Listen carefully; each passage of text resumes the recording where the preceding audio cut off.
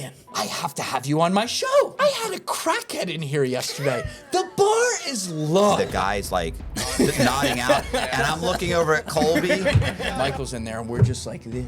As Red Shay would say, rat his way out of fucking prison. Where'd you grow up? I grew up in South Jersey. Okay. Loved it. Great time. I grew up in a town called West Deptford, which you did not see.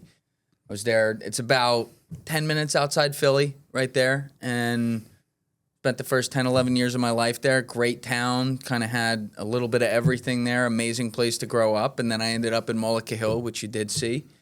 And that was that. Why'd you move from one place to the other? I mean, my dad got an unbelievable deal. He basically got to triple the size of his house for an extra 50 grand. So that was the move. And then where'd you go to school? Like high school? Or? Yeah. So high school, I went to Archmere, which was just over, I think you went over the Commodore Barry Bridge with me. So it was right over the Commodore Barry Bridge on the edge of Pennsylvania and Delaware. Fun fact, Hunter Biden went there. Oh. Yeah. Word is he was doing coke in the bathrooms, but I can't confirm or deny it was a long time before I was there. And so you graduate there, and you where do you go to college? I went to a school in the middle of nowhere in PA called... All this is important, by the way. Go ahead. Yeah, I don't think I've ever said any of this on camera, so you're getting it. I went to a school in the middle of nowhere in PA called Bucknell. Really fun time, like around 4,000 kids there, so everyone kind of knew everyone, but fucking awesome time, and I fully understand why a lot of people these days have serious issues with like college education and the value of it, not being there and all that. I think I was really, really lucky. I mean, I had a great 4 years. I had unbelievable professors, felt like I learned a lot. And it's like college can't prepare you for the real world. That's not their job. I kind of take issue with that when people think that's what it is. It's kind of like it should, in the best scenario, in my opinion, be teaching you the language to be able to speak, to go out there and figure it out for yourself. And I feel like at Bucknell, I really got that. And it definitely, I didn't know anything about myself or that I should have known, like when I left school, about what I really wanted to do with my life or what I should be doing with my life. But I think when I later figured that out, a lot of that had to do with just kind of the background I'd gotten at Bucknell and then, regular old life experience. Okay. Yeah, I always kind of think that if nothing else, college at least lets future employers know that you can set a goal and achieve it. You get through 4 years of school. You know what I'm saying? Yeah. Incrementally, one course at a time. At least he can do that. Like that's it. At the lowest level, at least we know he can achieve. He can set a goal and achieve it because most people can't. So when you graduate, what do you get your degree in? It was. The official name of it was like global management, which was just really a fancy name for management. We did learn a lot about like how multinational corporations work. That's why it called it that way. And that actually was good because that taught me a lot about groupthink and things that I understand now about why corporations go so bad. Like there was a lot we learned in school. That's a whole separate conversation. But I majored in that. So I was in the business school there. And then I was like I was saying, I didn't know what the fuck I wanted to do with my life on the way out. And this was totally my fault. I had kind of always lived my life, and maybe part of this was being an only child, to where whatever was put in front of me next, like you talk about, like goal, achieve. Right. I would just look at that like a squirrel looking at a fucking nut on the ground and being like, all right, good, I'll do that. And I never thought about why I was doing what I was doing or what I was really interested in and all that. So when I was coming out of college, I had no idea what the fuck I wanted to do. So I'm like, well, you're supposed to go get a respectable job. All right, what's a respectable job? Something in business. That's what you major in. Okay, let's do that. Oh, look. And I applied to fucking literally 350 places. Among those places was only actually a few of them was for like Wall Street. And I didn't know what the fuck I would do on Wall Street, but my buddy at college, one of the places I applied to was where his dad worked, and his dad and I got along well. And I think I had applied to something different at first over there that didn't have to do with his dad. And then his dad was like, wait, I want you to work for me. And to this day, Larry is like my guy. Love that dude. So he ran a private banking team at Merrill, which I knew a little bit about that, but you can't really know like how that works till you get fully into it. And I was like, all right, let's go do this. And I was like, I guess my life is going to be on Wall Street or whatever.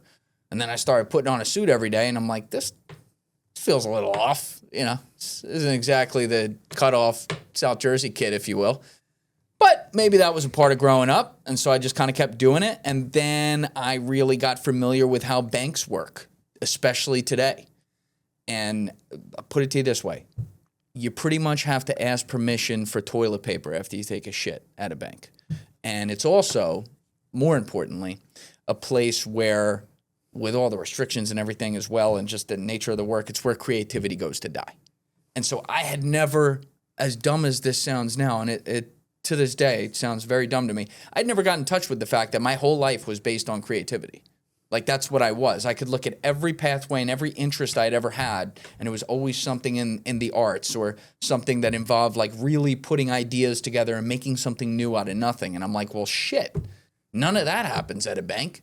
You fucking walk in there, and the office space looks like it's where ideas go to die. I mean, the cubicles are lined up in gray, like in fucking fours, like facing each other. The chairs and desks look like they're from 1998. The computers are literally Windows 98. And, there's the same fucking 5 old people over there that have been sitting at that desk for 32 years, and they don't know shit about fuck. And you're like, wow, this is probably a little bit soul-crushing. But it pays the bills. Not much, Matt. So with Wall Street, it could. When you say the term Wall Street, that can mean literally 700 things. That's probably a low estimate, actually. Like, it can mean a lot of different things. So I'll explain what it meant for private banking and investment as I was in. So the private banking and investment group at Merrill, Bank of America, which is owned by Bank of America, was for ultra high net worth individuals, meaning individual teams like my boss, like he built a business from scratch over 30 years, managed people that were like, his average net worth was like 80 million. That's what he was managing. And then in turn, he would basically be like their quarterback if they owned big, large private businesses or even public companies. He would go in and deal with 10b5-1 plans, which is like options and things like that if they have to sell it into the markets. And then even something as simple as like a 401k plan, which is basically just an excuse to get access to the company. But, we would do all these things. And in that business, it's all eat what you kill. There comes a point in life when you realize you need to be more intentional about what you're eating every day. That's actually why I started using Good Ranchers. Good Ranchers partners with local American farms and ranchers to deliver 100% American meat straight to your door. No imports, no guessing where it came from, just real, high-quality meat you can trust. And I'll be honest, once I started getting their deliveries, it just made everything easier. I always have good steaks, chicken, whatever I need ready to go. No last-minute grocery runs, no cutting corners. And they just launched custom boxes. So now, instead of getting a pre-built box, you can pick exactly what you want. If you eat more steak, load it up with steaks. More chicken, do that. It's built around what you actually use. And right now, when you start your plan, you'll get a choice of free meat that will be included with every order at no additional cost. And with my code INSIDE, you'll get $25 off your first order. That's free meat with every order and $25 off your first order with my code INSIDE when you start your plan with GoodRanchers.com. GoodRanchers.com, American meat delivered. So when you are someone coming in from college and you're learning under like a master like Larry was, basically the first 4 to 5 years, he's not paying you. The company pays you, and then he just gets to, put you to work and teach you the ways things go. But those first 4 or 5 years, you can pay your bills, like you can pay your rent. I mean, my place had an oil leak above my bed. It wasn't great, but I had a roof over my head, so that was something. But you don't really make any money. You're wearing a suit that's a knockoff from Joseph A. Bank and trying to act like it's something better, but it's not. Everyone knows that. And if you do a really good job at the end of 4 or 5 years, they'll be like, all right, here's the offer. Now you're in the inner sanctum. And that is what happened. So Larry eventually made that offer to me in late summer 2019. And it was an extremely generous offer beyond really what he should have offered me, to be honest with you. But I was like, I took the week because it was, I think it was like August. So, I was like, took like a vacation week, if you will, like 4 or 5 days, went down the shore to like actually think about it. But I knew, I was like, I can't do this. Because number one, I could have technically said yes and stayed there for 2 extra years and collected a lot of money, basically, and then left. which would be a disloyal ass thing to do to Larry. It's just completely wrong because he was really bringing me, like I said, into the inner sanctum with the offer, like full on and through. But obviously, I'm never going to do that. So I'm like, there's no way I could ever take this. And I think at that point, he kind of saw that coming, which, you know, was tough for him because we got along so well. I mean, that was the best part about working there. Like, I liked that part. I liked working with him. I liked going out and doing some of the fun stuff with him, but the banking stuff. Yeah, but that only goes so far. Yeah, it just didn't do it for me, you know? And so I said no to him, and then I was like, well, fuck, I got to figure out life. And, you know, here we are today. How old were you? 26. So did you stay there? Did you say, look, I can't work here anymore? Or did you stay there until you figured something out? Here's what happened. Are you banging the jewelry on the table? Is it on purpose? I'm just wondering. It's a little like habit sometimes. I feel like we had to talk. He's got a little of the details tism over here. I forgot about that. But, you know, yeah, so that was late summer 2019. And then when I said no, Larry said to me, he's like, you know, so what do you want to do? And I said, well, you know, I've had these side LLCs with my buddy, Mitch and Mike, which he knew about, doing like a lot of marketing work and creative work and some media work. We had done some stuff like this as well, which that's a separate story. But I had started to realize like, ooh, I enjoy this. Like, this is great. And I'm like, obviously, I'm not going to go full time to that. It was just like a bullshit side hustle. But I'm like, some of the things that I did there, I can integrate and go into like marketing in the city and kind of start over. He's like, all right, tell you what, the company's paying you. You're working for me. You're doing great work like on the back end stuff. And I know you don't like it, but while you're figuring shit out, why don't you stay here so you can pay your bills?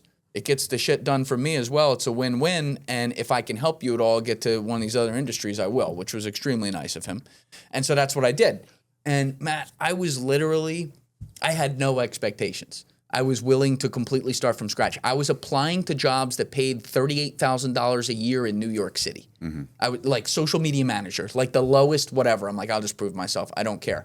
And even with that, like sometimes I would talk to these recruiters who would take a liking to me and we'd get along. And they'd be like, wow, I really like you. Here's the problem. When I get like a 22-year-old out of college with a marketing degree, I take it to some of my clients, meaning like companies, they know exactly where to put that person. Right. When I bring someone who's like 25, 26 from banking, your resume looks great, but they're like, wait, where do I put this? And they put you off to the side because it's too much for them to think about for entry-level jobs. Like, that's just kind of how it was. And so I was having a lot of trouble getting my feet like into the doorway anywhere. And I knew it was going to be a humbling experience. It was even more humbling than I even thought, which was pushing it. And so first thing that happened was so that was the end of summer. I started that process. All throughout the fall, I'm getting my ass kicked on the job trail, having trouble getting my foot in the door. And then January, my buddy Ty, he's a successful real estate guy, but he was like a semi-pro lacrosse player. So he's got a company. This 2020, 2019? This is January 2020. Okay. He's got a company on the side where he trains young, like high school and middle school lacrosse players who are all really talented. And so he's like, hey, I'm doing this big event at this indoor arena, like a training camp for a day. It was going to be January 26, 2020. And you know, at the end of it, I'd love to do like a half-hour interview on camera and you do it. You interview me. And Ty had made like a couple mistakes in college with like errors in judgment and stuff like that. And he's like, I want to talk about all that shit. I think it's important because it's a good example for the kids. I was like, all of it? And he's like, all of it. Like, all right, cool, we'll do it. So my buddy was getting married the night before and I was in the wedding. We go out, we get hammered. Next day, I come back to my parents' house because this shoot was going to be in South Jersey. And I'm like, all right, let me just like go hit the elliptical or something, like sweat it out. So I sweat it out. I get off the elliptical. I'm feeling a little better. I'm about ready to leave. And text comes through, Kobe Bryant just died. I was like, whoa. And you remember, like, when that story broke, it was like, holy shit. Because then there was a time where they thought his entire family had died with him, too. And Kobe was a Philly guy. Obviously, I grew up a huge basketball fan. So this was like, you know, usually you see a celebrity death or whatever, and you're like, oh, that's really sad, you know? And your day kind of goes on. This one was this was different. It was just particularly tragic. His daughter, Gianna, dying with him, like the whole bit. And so I hop over to this camp. It's like 4 o'clock. He goes through the whole day with it. And at like 9 o'clock, they had all the big lights like this, and we sit down and we do this interview.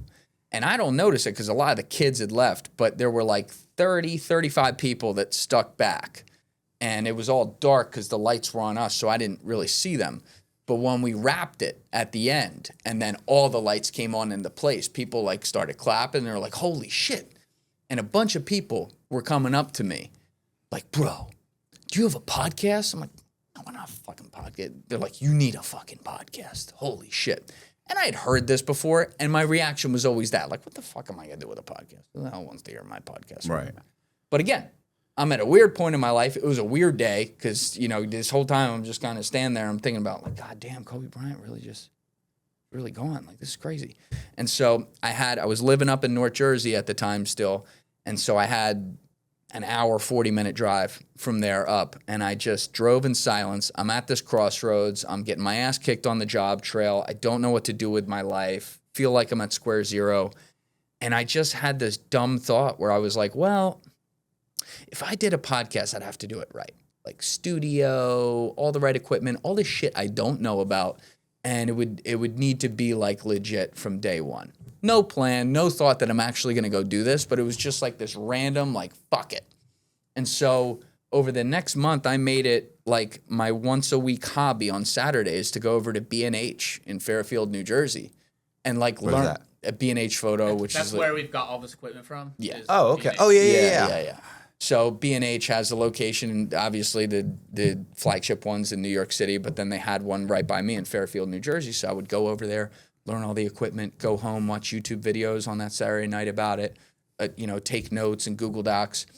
And in the meantime, I started getting my foot in the door at a couple job opportunities. So this is like a side kind of thing. Now, my dumb ass decides on maybe March 3rd or March 4th, 2020, to hit the enter button on ordering a bunch of this equipment I had learned about. And I can't remember what the exact price was, but it had to be like $8,000-$9,000.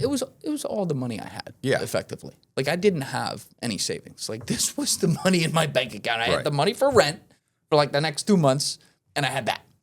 And if you remember, I'm still working on Wall Street.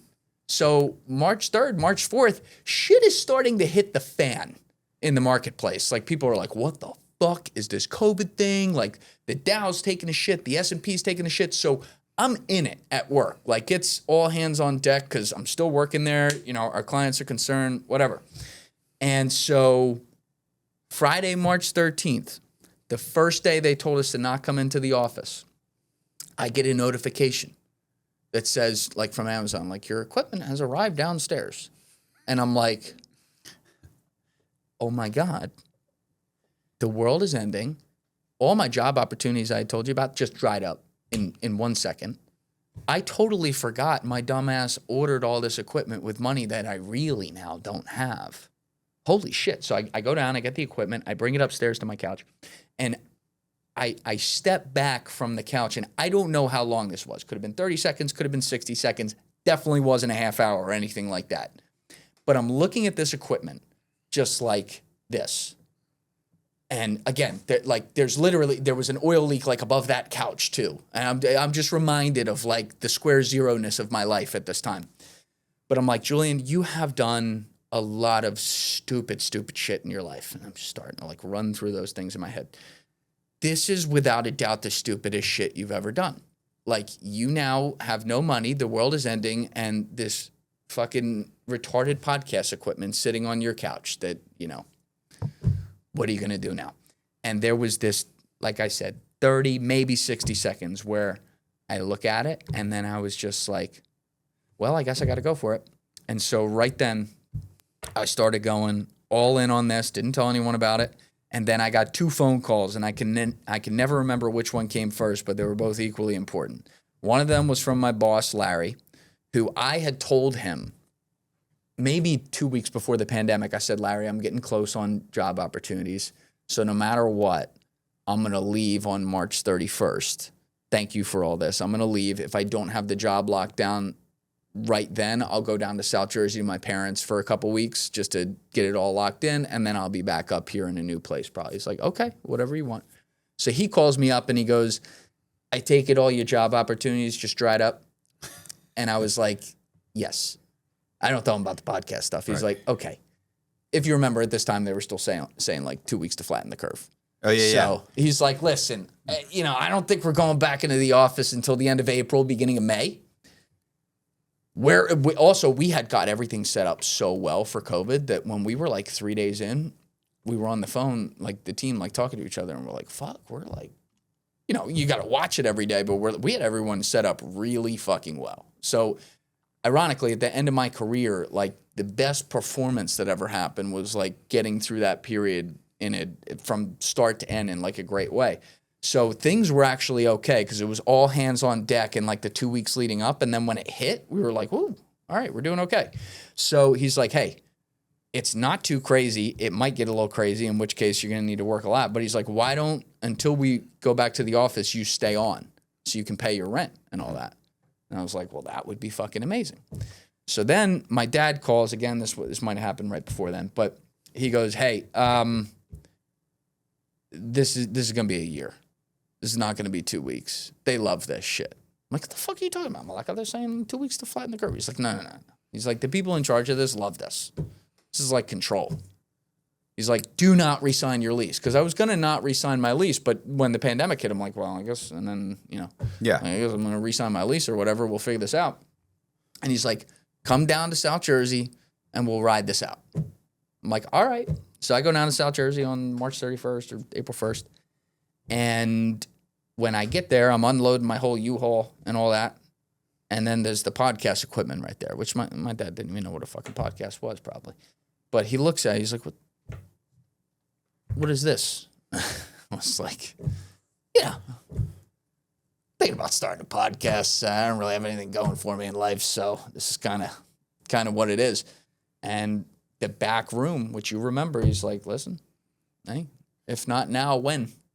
So I went back there, and it was amazing to be able to have that. It wasn't ideally suited for like building a studio, but god damn it, like built a studio I was really proud of in there.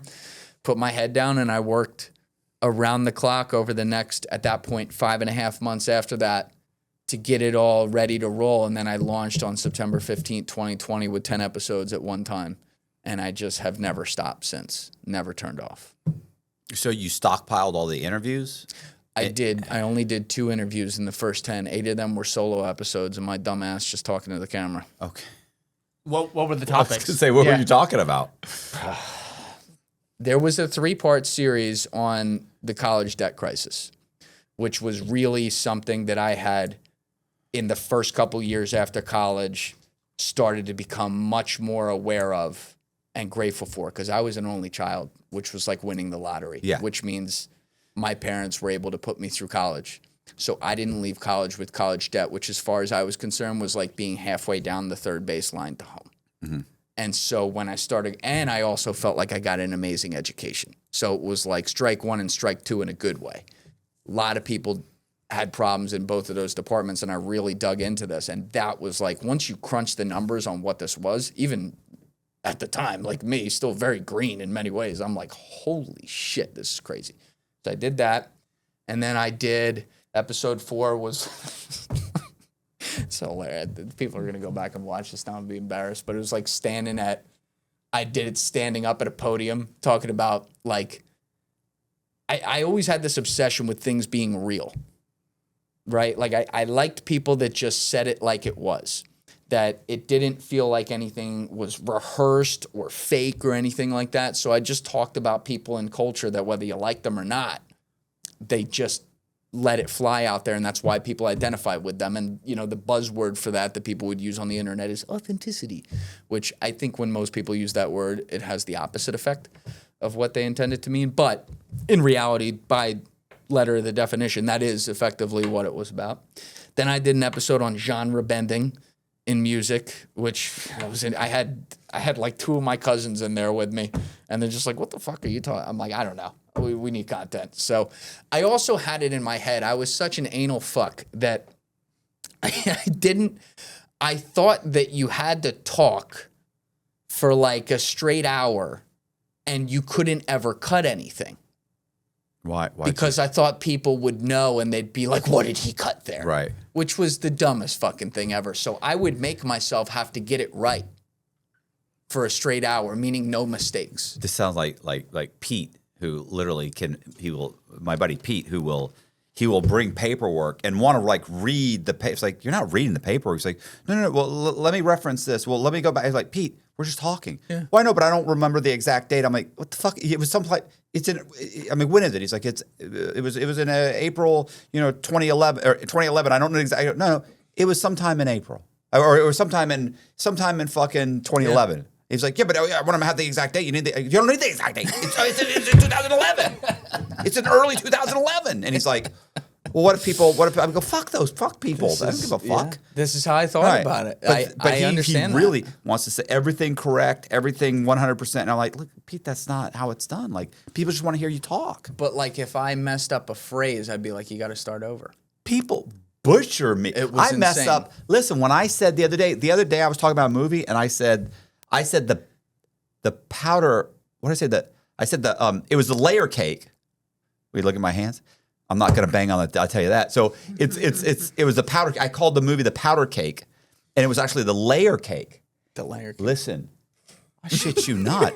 The fucking in the comments of that video, engagement. It was horrible. These people are brutal. The most viewed video, you said a Bacchus. Oh yeah, yes, Abacus. Yeah. Abacus. That's not what I said. Two And I nuts. can tell you that. You want to talk about being corrected? Oh yeah. Every anal retentive motherfucker out there That's with right. with a decent education who wasn't raised in the South, they had to correct me.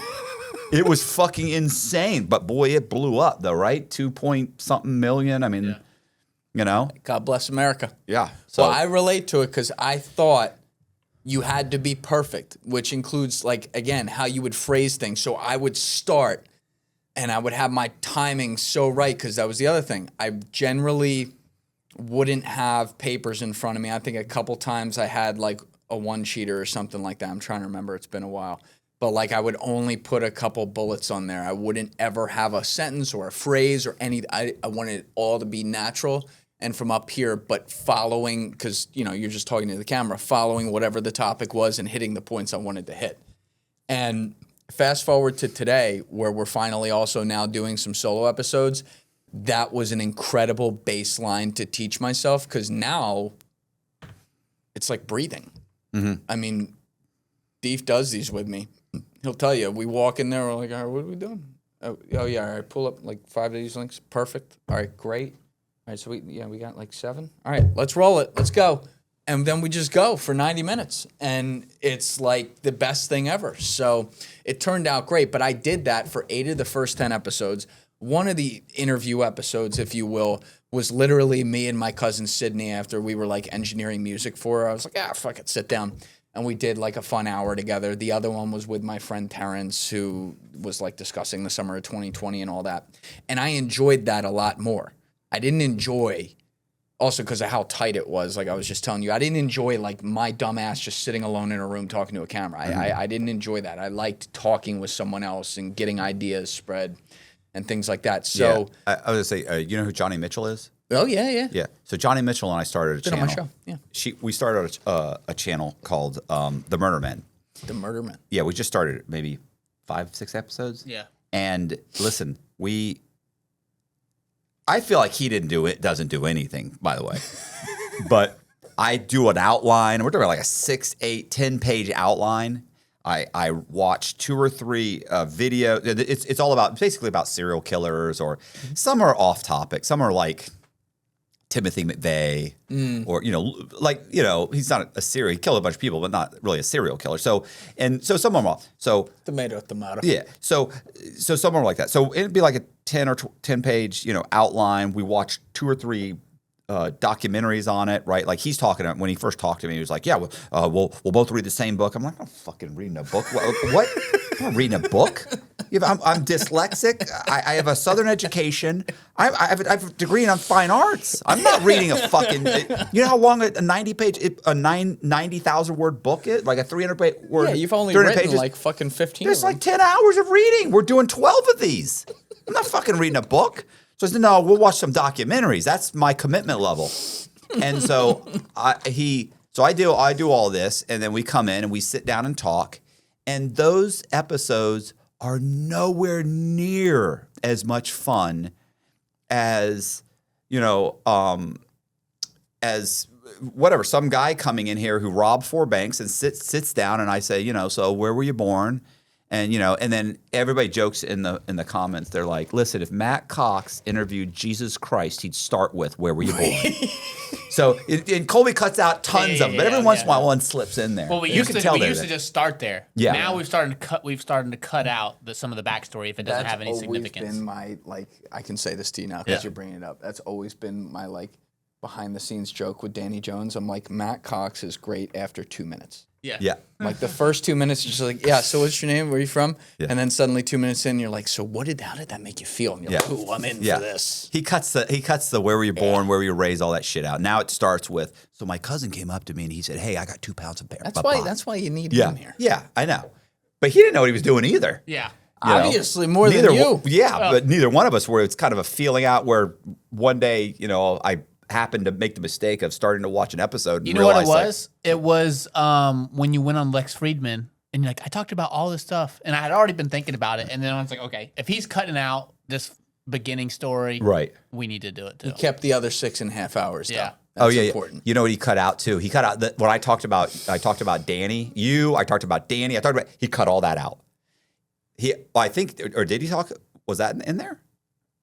So I know one of the things he cut out was. I feel like he shouted out Danny on that show. Yeah, he might have. I think he cut out a couple little things. He might have mentioned Danny, but I remember one of the things too he cut out was I said, because at one point when we were talking about doing podcasts and everything, I said, look, honestly, like between you and I go, this is a joke, right? Like you're making a living doing this. I go, I'm making a living doing this. I go, what? I go, this is the fucking most ridiculous job ever.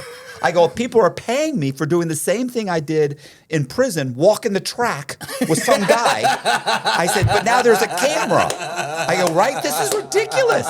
And he was like, it really is. And then he cut it. Then he was like, get rid of that. Oh, you got to leave that in. That's incredible. Right. I thought it was great because he was kind of like, he was trying not to laugh. And he was like, it really is. It really is. I was like, right? And then he cut it. I was thinking Colby would have left that. But you got to be good at it, though. That's the thing, Matt. Like, people gravitate towards you because you got massive riz, right? Like, you... I don't even know what that means. You know what? Don't worry about it. Don't worry about it. Like, just accept the compliment. Like, you have that. It's a thing, and people are like, this guy scammed a lot of mortgages, but I fuck with him. And he gets me through my workday. Charisma. Yeah. Charisma. Oh, thank you. Yeah, okay. The got Rizzler. It wasn't getting upstairs, but... So at the beginning, so I have a question. You started the podcast. Mm-hmm. Like, are you expecting to make money at the podcast? Because initially you have to admit, you see those initial numbers and you're thinking, well, this is a hobby. Like, this isn't going to pay. Or are you thinking, no, I can see the money and I can see that if I tweak this, if I do, this is working. Because it takes a few months to kind of go, this is working, this isn't working. Yeah. Are you looking at it like that? Or are you thinking, no, I'll do this because I like it, but it's probably not going to pay my bills? Well, it's a complicated answer to that question, but it's a great question. I was delusional. That's the most important thing. And I mean that in hindsight is a good thing, in the sense that my whole life, I had a really bad habit of constantly telling myself that I sucked at anything. You're not good at I was a shit talker to myself. Still am. Something I work on. I'm a little better than I used to be. But I never wanted to be a braggart or like, hey, I'm great at this or whatever. So I would always, like, as a defense mechanism, be like, you fucking suck at this or whatever. And I was still doing that to myself in those 6 months, 5.5, 6 months, building up to actually releasing the podcast. But then I remember maybe it was like July. I'm editing one of those first 10 episodes. And when I'm sure you can relate. When you're first editing yourself, and even to this day, you cringe all the time because you hear all the little things that other people won't, where you nitpick yourself if you're someone who does that.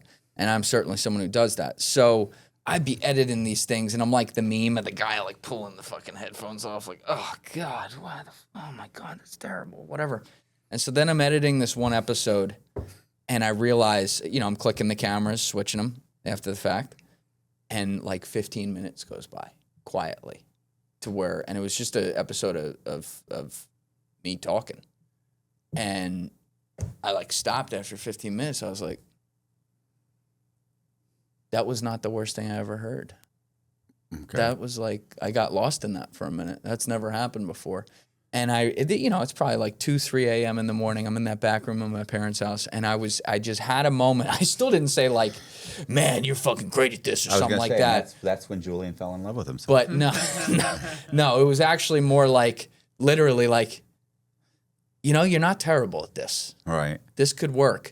And then subconsciously in the back of my mind, I knew I was put on this earth to do what I did. And I knew I was going to get a lot better at it. I don't know why you're laughing at that, but I knew. Oh my God. So I was thinking about something Danny said to me one time. I'm sure you've heard me say this. What's that? Danny and I were talking one time, and I said, oh, you talked to Julian later? He said, yeah, man, listen to this. Talk to him. And he said, he said he was complaining that a couple of his videos didn't do as well as he thought they should. He said in the middle of the conversation, he said, I am the most underrated podcaster on YouTube. He said, and he basically, like, I deserve better numbers than this. I remember that.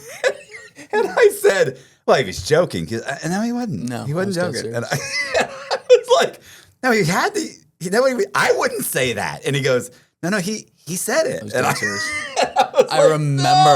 I remember the moment I said that. It was a really low moment. It was a really, really low moment. And I needed to, Danny's like my psychologist, literally. And my psychiatrist is a better way of putting it. Like, he's been a vessel for me to talk with and share our experiences with going through this over the last 4+ years. And, we've been great friends during that time, and I owe him a lot for hearing me out. And he hears me usually at my lowest moments. You know what I mean? And that was a particularly nasty, nasty time where a lot of shit was going wrong. And I knew the work I was doing. And I knew where I was getting with people, and I knew what the product was. I knew it.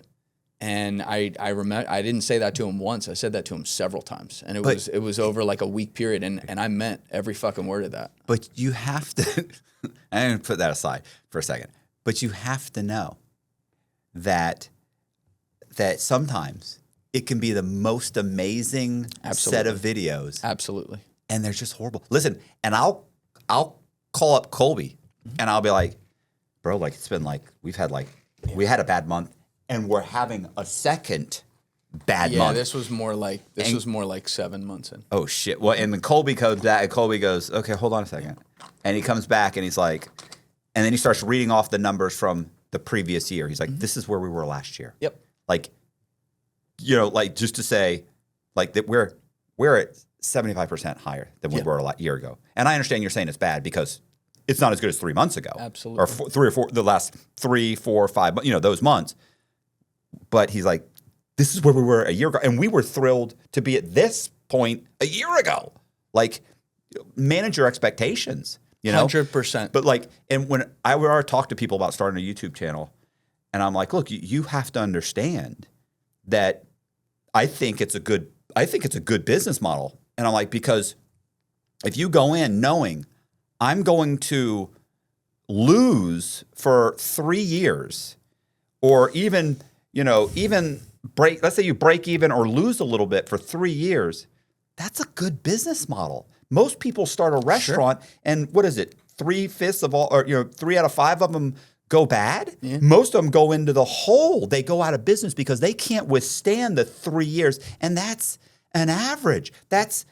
Some people lose for 4 and 5 years. They just can't. They're delusional. They go in delusional. They put up a video and it's gonna fucking blow up, and it's like, what are you talking about? You got 12 subscribers. You did an hour video. You have 12 subscribers. You sent it to 30 of your best friends. 6 of them watched it.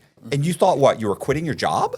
Yeah. Like, you have to understand, you're going to bust your ass for 3 years and make no money for 3 years.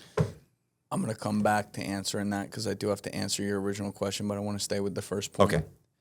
When you are 1,000% right about that perspective, and I know Deef will speak to this now. Like, when we go through the lower times, it's like, it's just how it goes sometimes. You might be doing great work, but it's not always reflected in what the algorithm wants or how it switches up at that time or whatever. When I was saying that to Danny, there was a lot going on, and my health was at an all-time low as well, and I was like hanging on by a thread.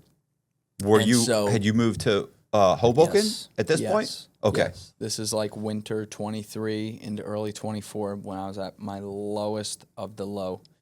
And somehow, I mean, I could barely stay awake during these episodes, but somehow, like, I knew the work was still great, and I'm like, and I knew, long story short, I knew I was about to get treatment for my health at that time, and that was going to start turning around. It was going to take a little bit, but I'm like, yo, when I'm healthy, this is going to be game over. The problem was I was losing 4 to 5 figures a month at the time, and I didn't have much money in there, at all. So it was scary. It was just me and Alessi. Alessi was working for pittances, basically, at the time, and he had moved up here to Jersey right out of college to bet on me the whole bit. I had that pressure. That's the worst. His girl moved up with him too. Emily moved up as well. So like everything was crashing in on me. And the kid who had always told himself he sucked at shit needed to know damn well that he could say out loud when he knew shit was good. And I knew shit was good. And I said that to Danny Jones. And like I said, it was not once. It was multiple times. And I remember that period. And I was 1,000% right. And I don't mind saying that. I don't mind betting on myself. Like, I'm a competitor. I don't want to win. I want to fucking dominate. I want to be the best at what I do. So when you asked me what I thought, like what your plan was coming in, I was delusional because in that subconscious in the back of my head, I knew I was born to do what I do. I knew that I could do it at every level. I knew that if I wanted to go do a solo episode and do it at a level that's like, with some of the greats, I could do that right then. And I knew that if I needed to sit down with someone for 6 hours and get them to sell their fucking soul onto the table and spill their guts, whatever you want to say, I could do that too. And I knew it could be serious or it could be funny or everything in between, or better yet, a combination of all that. And I had to get a lot better at it at the beginning. I was not delusional about that. I'm like, you can get way better. I still think that today. Like, I'm all the time. I'm like, in an episode, I'm like, all right, I could do that way better. I could do this differently, like that. But like where I am now compared to then is strictly because I've always had that vision.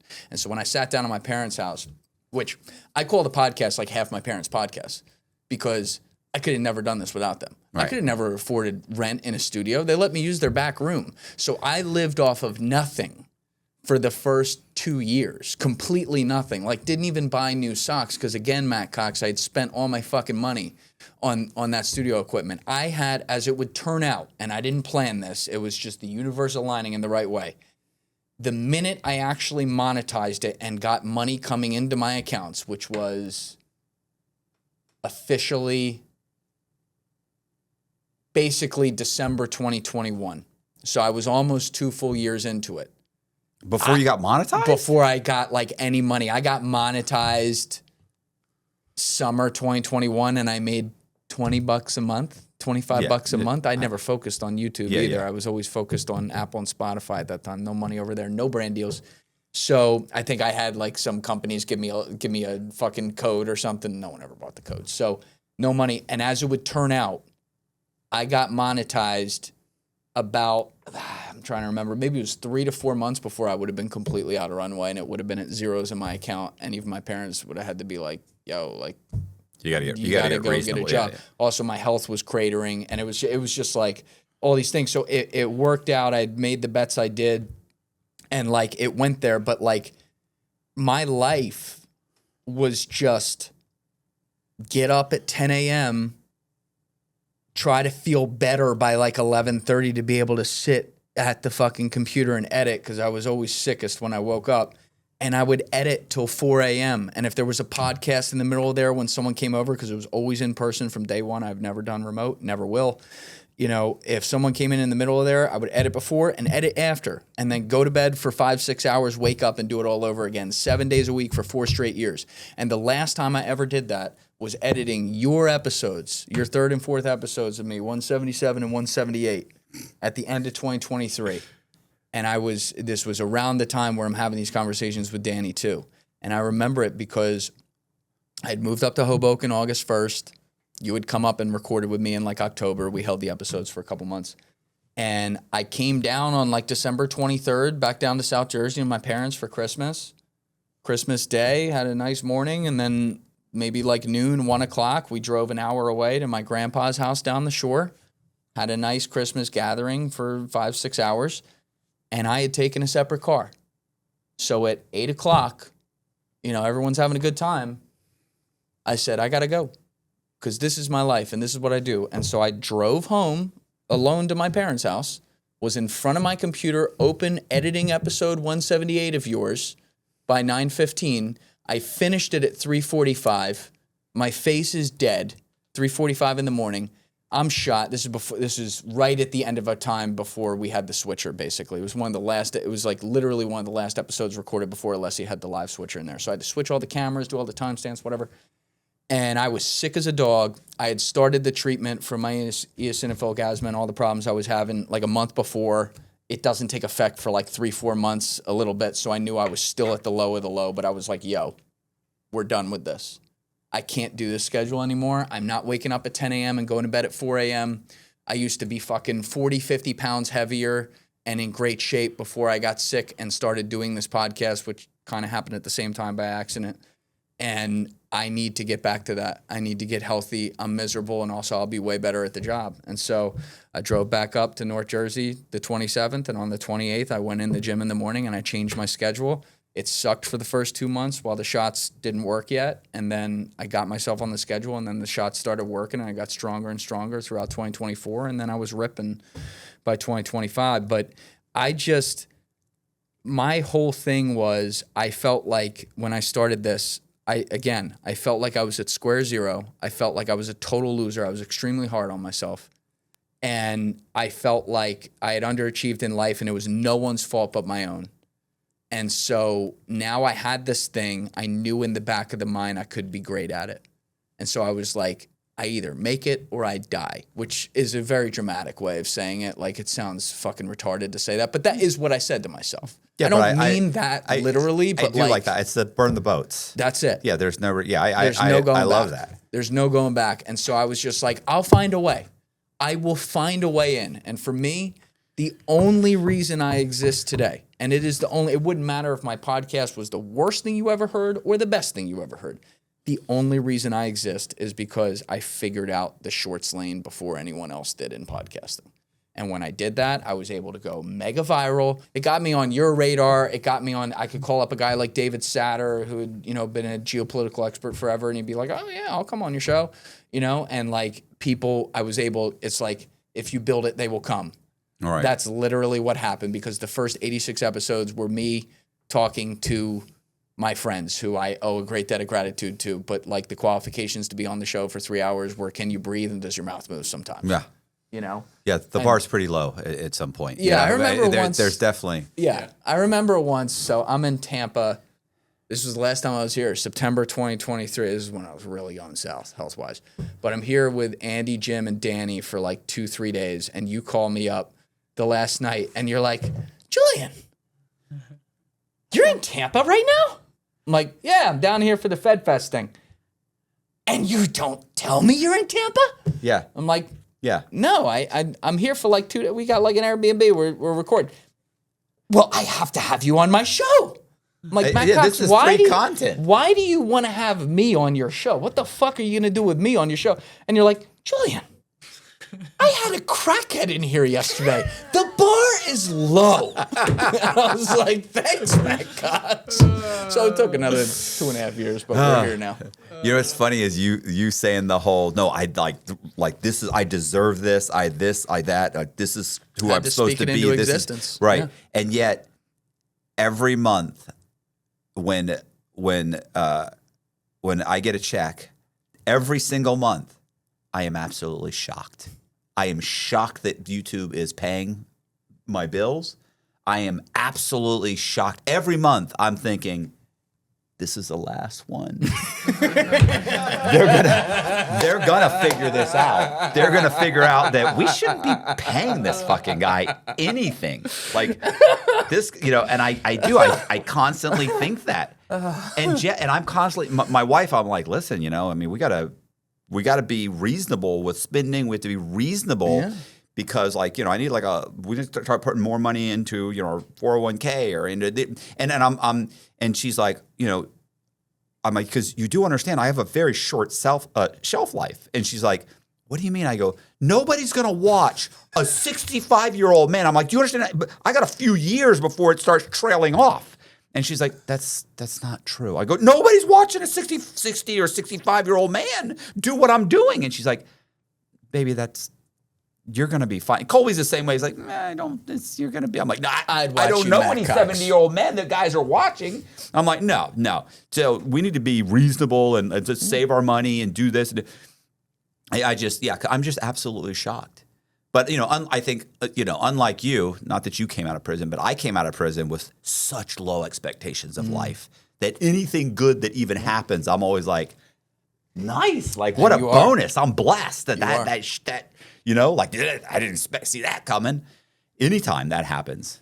Yeah. So it's total opposite. When I talk with people about you and they're like, come on, is he really like that? I'm like, yeah, dude. Like, Matt Cox is grateful for all of it. And like, I think it's awesome that you look at it that way. And I will say, like, I do think it's the luckiest thing in the world to be able to do this job. Oh, I thought you were going to say that you have any success at all, Matt. No. Like, you don't deserve any of this. No, I knew it.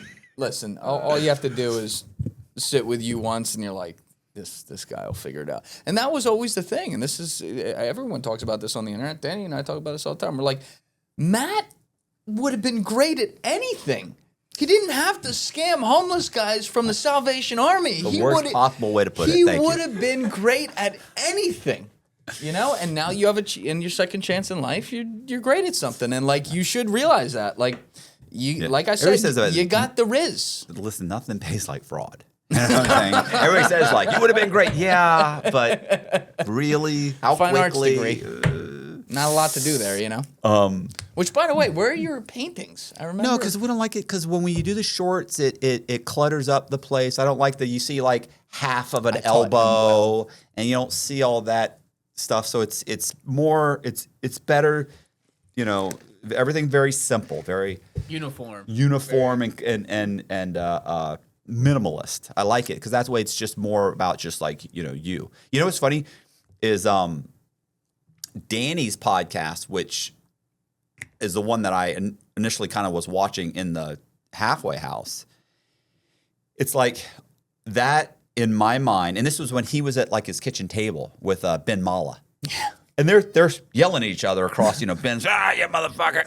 And, they're yelling at each other. But they were very close because it was kind of like a bar table. It was like this. It was because Danny's table is a little bit further, maybe 10 more inches further than it was. Yeah, the one he has now. But this was when he was like in an apartment or something. Because the first episode I saw, it was not even when he was at the old studio. Right. So I remember watching that, and in my mind, it kind of imprinted, we are supposed to be close. Does it make sense? Like, it's like, where had I watched Joe Rogan or somebody else, then that would have been what my idea of a podcast is supposed to look like. And I didn't like a lot of things. I didn't like there was some clutter. I didn't like the color scheme, but I liked the setup, how close you were, and it went back and forth. And I was like, oh, this is great. I would change this. But that's what imprinted, and that's why we're sitting at this desk, and we're sitting just because of his podcast.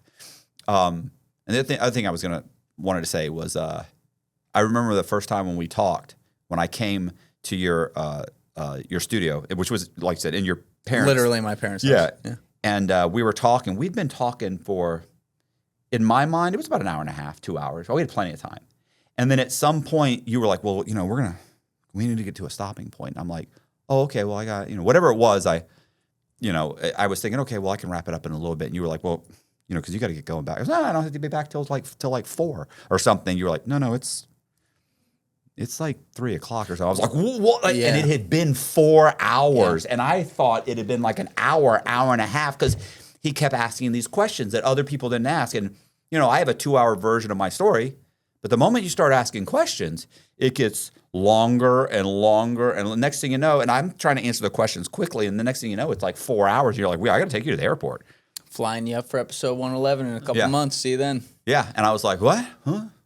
Yeah. So, yeah, you were the first person that really kind of blocked out the entire kind of, trilogy or whatever you want to call it. Listen, we have the Matt Cox Chronicles. It's a playlist on my channel. Episode 96, 111, 177, and 178. Serious? It's 12 hours of your full story. It's the greatest thing ever. That's awesome. Yeah. I'm curious of the evolution of the podcast. So, was Trendify in the evolution of the topics and the guests? Like, okay, in the beginning, I was looking for this type of guy, and it's evolved to this. Like, this was working really well. Is there like kind of steps? No, it's a great question. So, like at the very beginning, the first 86 episodes were just whatever. Can you breathe? Let's go. And then when I got to episode 87, that was after I had been going really viral on Shorts. And at the time, I was the most viral podcast Shorts creator in the world on YouTube. Yeah, you had one of them was like a Bustamante or something. That hadn't even happened yet. Oh, it wasn't? That hadn't even happened yet. What does that one have? Like 40 million Yeah, or it's got something? like almost 50 million. That's insane. But at the time, I had ones that were at like 20, and I was averaging 4 to 5 million a clip. And I would say, you remember, I'd spend 35 hours on a 35-second clip. It was insane. It wasn't sustainable, but it was great that it happened because it was important, and from an editing perspective, just really got me down to the brass tacks of beautiful art and like what that needs to look like, which has helped me moving forward. And it's helped me now, like with Danny Gonzalez on our team, to be able to like work with him. He's a brilliant editor, but work with him stylistically on things down to the smallest details. And he's someone who like loves that and can understand that and speaks that language. So it's like, it's huge to be able to have that. But, I just, from a topics perspective, I can never stick to a niche. And that's been the short-term death of me, but the long-term gain of me. And I knew that early on. I knew by early 2022, that's when I officially knew what system I could do if I wanted to get enormous. It was like, okay, pick a side on one thing and go all in on that thing. Mm-hmm. And I was like, well, that wouldn't interest me. It wouldn't be reflective of my beliefs in all likelihood. I'm a very moderate person. And I have ADD. Like, I need to do all different shit. So I would still do all different shit. I'd do an episode with Matt, and then I'd do an episode with a guy about mental health. The next one, Matt's would do great. That other one's a crowded topic. It wouldn't do as well. But I would just do that, and then I'd do one with Paul Rosalie. That's way different as well. And so, I think there was a point there where I got a little, like, if I'm just going to dumb down the math, if there were 100 different types of potential topics I would normally want to do, as we were going through the hundreds, like the 100 to 200 episode, I squeezed it down to 20. And then at 200, I started to open it up again a little more to like 40, 50, 60. And now, like, I'm close to doing whatever I want, but I'll give you examples. A couple things that I haven't broken into that I really want to break into that I've purposely not done yet are like music and sports. I've done that in the past. I did that back earlier in the podcast. But with music and sports, what is really important to me, because like those are two loves of my life, and a lot of people out there love those things. They are also like the two most crowded spaces online of types of content. Forget just podcasts. It's everything, right? So let's say and this is something I want to do. I want to be able to be a guy, we're sitting here a few years from now, who finds an artist online. Maybe they got 300,000 followers on Instagram, which means they really have like 100,000. Maybe they've done one feature with, a notable artist that got the number 75 on the billboard. So some people have heard of them, but not many. And I go through their early discography and I'm like, this person is unbelievably talented. They're brilliant. Their songwriting's incredible. Like, they got the it factor, the whole bit. And I'm like, I want to be the kingmaker here. I want to be able to bring them on, get to know them as a person, have people hear that, and then fuck with their music, and they blow up. Take 40% of everything they make from then on. No. I just want to be able to do it for the love of the game. That's what I loved before I ever did the podcast. That's why this makes sense. I was always everyone's hype man. Now I get to do that for a living, with people I like. So, I want to be able to do that. If I did that podcast today, it wouldn't really do much, and it wouldn't do that much for them. Mm-hmm.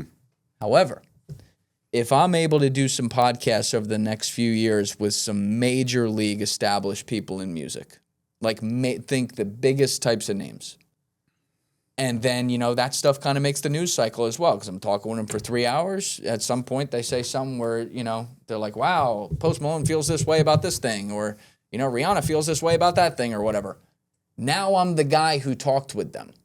So in the future, if I bring, and you get a bigger brand from that as well, like for the show itself. In the future now, if I bring on an artist that people haven't heard of, they're like, oh, Julian's the guy who talked to Rihanna, or whatever. I'm going to watch this. And now it can have that effect. And also your show's a lot bigger. So to get into that space, there's a very strategic way that I have to get there. And that's not here yet. I think it will be. But with sports, it's similar. Sports is the most commoditized topic online. It was the initial love of my life. And I'm an enormous sports fan. I would love to talk with a lot of these guys. But you do have to you can't get on a guy who's a really good linebacker and ain't going to do anything. You got to get on Saquon Barkley, and football is even harder than basketball because it's not a global sport. But with basketball, you got to get on a high-level all-star, or someone who's culturally some sort of phenomenon. You can't just talk with some of the guys that I would totally want to talk with because it'll be a waste of their time. So those are two topics that are difficult. So I haven't gotten to that, Colby, but I'll zig and zag all the time. Right now, we are dealing with two major international stories. One that they're trying to make go away. That's the most insane story of my life. The other one that's actively ongoing as we're talking here, which is the Epstein files and the Iran war, which are both a fucking disaster.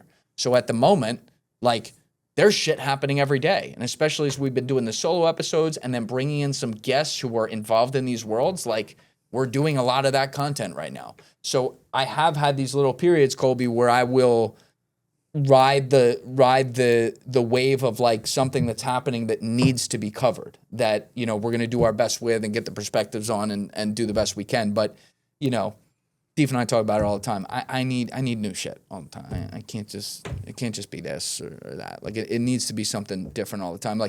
I couldn't do what you do, where it's a lot of it, and you've done other things now, by the way, as well, which I like seeing, but a lot of what you've done is all true crime stuff. I love true crime. If I had to fucking sit here and do 4 true crime podcasts a week, I'd blow my brains out or hope the second floor here is enough for me to jump and myself, But for you, it works really well. You don't got my ADD. It's whatever floats your boat. We kind of funnel our group of people that want to come into, we'll get them and we'll look at them all, and Colby and I'll sit down and go, okay, these people are good and they'll make good, and these people are good. These people can get themselves to Tampa. These people want us to pay for their flights. So we're going with these people. So that's our funnel. You people are asking too much. These people will sleep in their cars. Or they're local and they can drive from Orlando. This was the best story. Now you might have someone showing up once a month that's on drugs. Yeah, that happens. And then we had to trim a 4-hour podcast down to an hour. Yeah. These are other phone conversations Danny Jones and I have had over the years where we're talking about these flights and hotels that we're getting for people, and Danny's like, Julian, do you know what Matt does? And I'm like, what does Matt do? And he goes, someone says, all right, can you get me there? And he's like, hold on a minute. I'm going to put you on my channel. I could put 40 other people on my channel that day, but you're going to get to come here. You're going to get X number of views on this channel. I'm going to cut up 40 shorts into this. We're going to do all the work on our end. It's going to be worth your time. You thinking that's not worth $800? Yeah.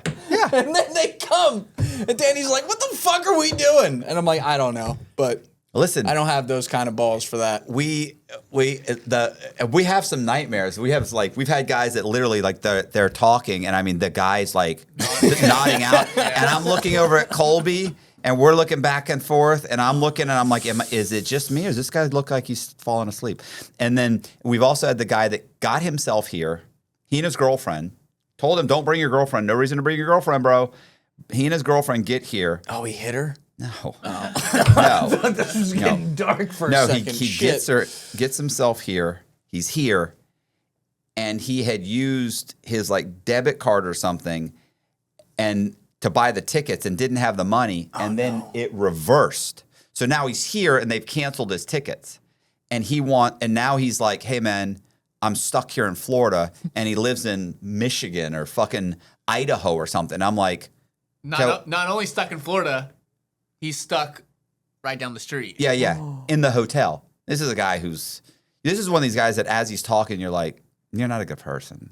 Like you haven't changed at all. Yeah, his first scam. His first scam was to make fake checks and go to every one of his friends and family and say, can you deposit this $2,000 check and I'll give you $300 of the $2,000 or whatever it was. And they go, sure. And they deposit it. It clear. No. It's not a good check. But it clear. They think, he go, no, you can keep it till it clears. And they're like, oh, okay, cool. So it clear. They'd give him $1,700 or $1,800. They'd keep a couple $100. And then 4 days later, it would reverse because it was a bad check. And then their account would go in the negative. Family. And friends. And I was thinking, I go, that's a good way to lose your family and friends. He's like, oh, no, I had to move. He's like, people are coming to my apartment. They're banging on the door. And I was like, well, what did you think was happening? Like, what do you mean? What did you think below my line? Yeah. So this is, and anyway, when eventually, then he does another scam and another one, and then eventually, he goes to prison. He comes back. He comes on the show. Then he gets stuck here. And I'm like, well, why are you calling? First of all, I told you not to bring the girlfriend. Like, it was because he brought the girlfriend that he bought the tickets that they reversed. He's like, well, I thought that this check was going to clear. And I'm like, okay, well, I don't know what you want me to do. I mean, he's calling and calling and calling. And eventually it was like, I'm going to send you a few $100. Don't call me again. Do not call me again. Like, do you understand? This is it. Like, I don't want to hear from you again. Like, you're already driving me nuts. Yeah. And so anyway, but yeah, we've had guys that show up and like, you just, after, when they leave, you're like, I'm apologizing to Colby. I'm like, listen, bro, he sounded fine on the phone. He sounded fine. He was coherent. You're like, he couldn't string a sentence together. I'm like, I don't know what happened. And then of course, then the people, they send you like 3 months later when their video hasn't posted, they're like, are you ever gonna post my fucking video? What the fuck's going? No. No, we're not. Do you have any idea what you sound like? After we had a guy who, luckily this was a remote interview, we never posted, but he only had one tooth. Not missing one tooth, he only had one tooth. Yeah. So, and he's talking, and I'm staring at it the whole time, thinking to myself, I can't post this. So then we start saying, I still talk to him for an hour. He had good information, and yeah. And it wasn't. And the worst part, this guy wasn't even a criminal. It was like to teach people about credit or something. Credit. Yeah, this was back when the bar was, the bar's gone up a little today, and it was like, and then we did put it on Spotify without the video. Yeah. Colby, I said, what do you think? Colby's like, Spotify? Maybe? So then we started having people sending in video submissions. We have to see a video of you. Yeah. And so I to make sure you have all your teeth. And then we got a 10-year-old video. And the video 10 years ago looked good. Yeah. And then this person came in and it was a rough 10 years. It was a rough 10 years. It was bad. And it's just like, this is like, come on, man. Like, Oh yeah, my God, I'm crying. It's rough. It's a rough market. So, but you know what really cracks me up?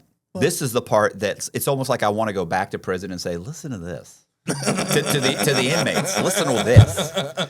Is when you have someone like a Secret Service agent call you and get on the phone, and I'm on speaker. I'm like, right. And I'm in my living room. My wife's there, and I'm like, okay, yep, what's up? Because like they contact you, maybe through LinkedIn, whatever. You say, hey, here's my phone number. Give me a call. Like, let's talk about your story real quick. Make sure it's long. You don't understand. You got to talk for at least an hour. We know.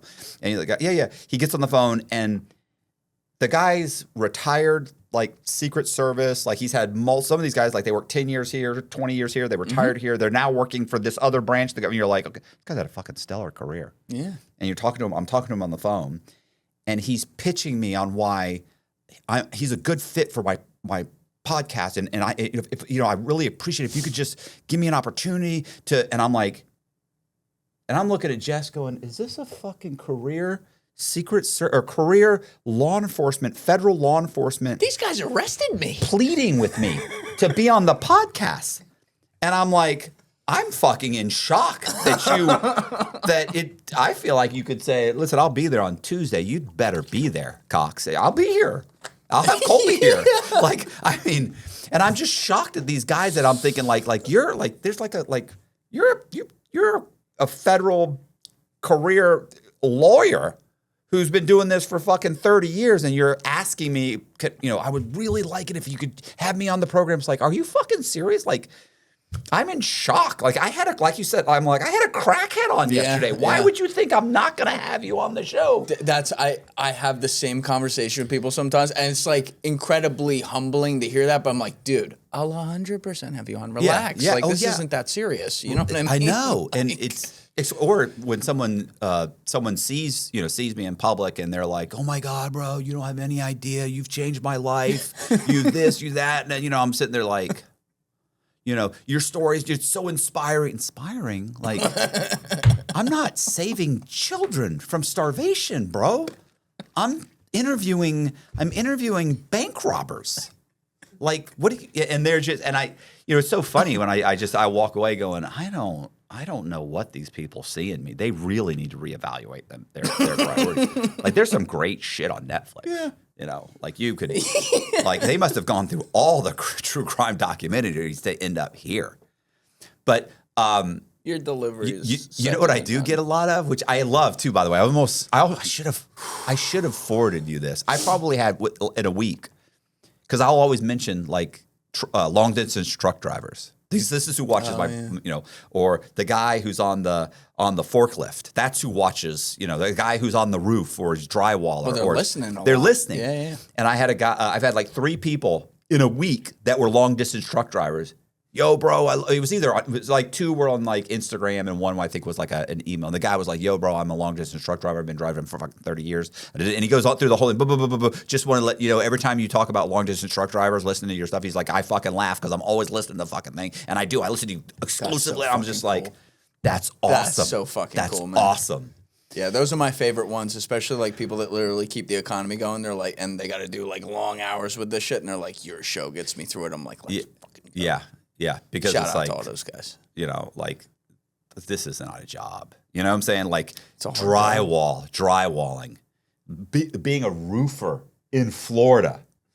That's a fucking job. I'm not saying this isn't work. It's some work. It's showing up. And every once in a while I'll maybe look over who the kind of the person is, but let's say it's some guy and I just want a vague understanding of the story because I've found that the few times where I've watched a podcast on the person, I just sit here the whole time, right.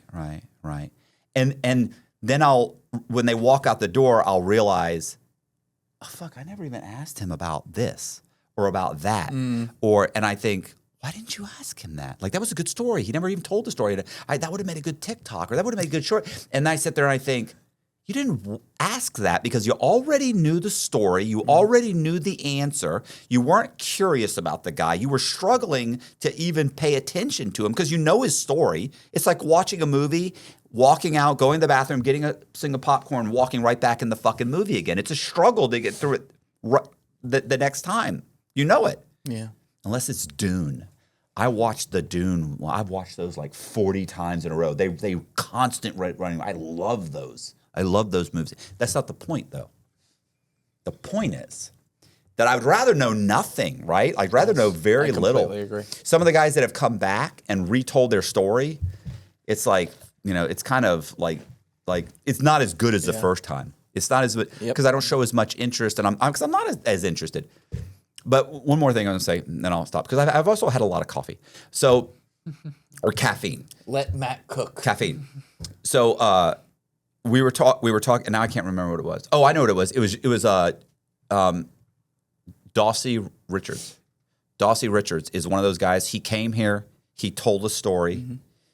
And by the way, he was thrilled with the way the story came out. He was thrilled with the views that it got, right? Who was he? He's a guy that I was locked up with. I've had so many guys that I've been locked up with that have come. Those are great episodes. Yeah. Because first we get to go over their story, and I kind of know it anyway, a little bit. So but maybe I probably never heard the whole thing. And then it's been 5 years, 10 years, so I get to hear the story, and then we get to talk about prison a little bit. Remember this? Remember this guy? Oh, and we die laughing. What happened to so? Oh my God! You don't know? He's back in prison.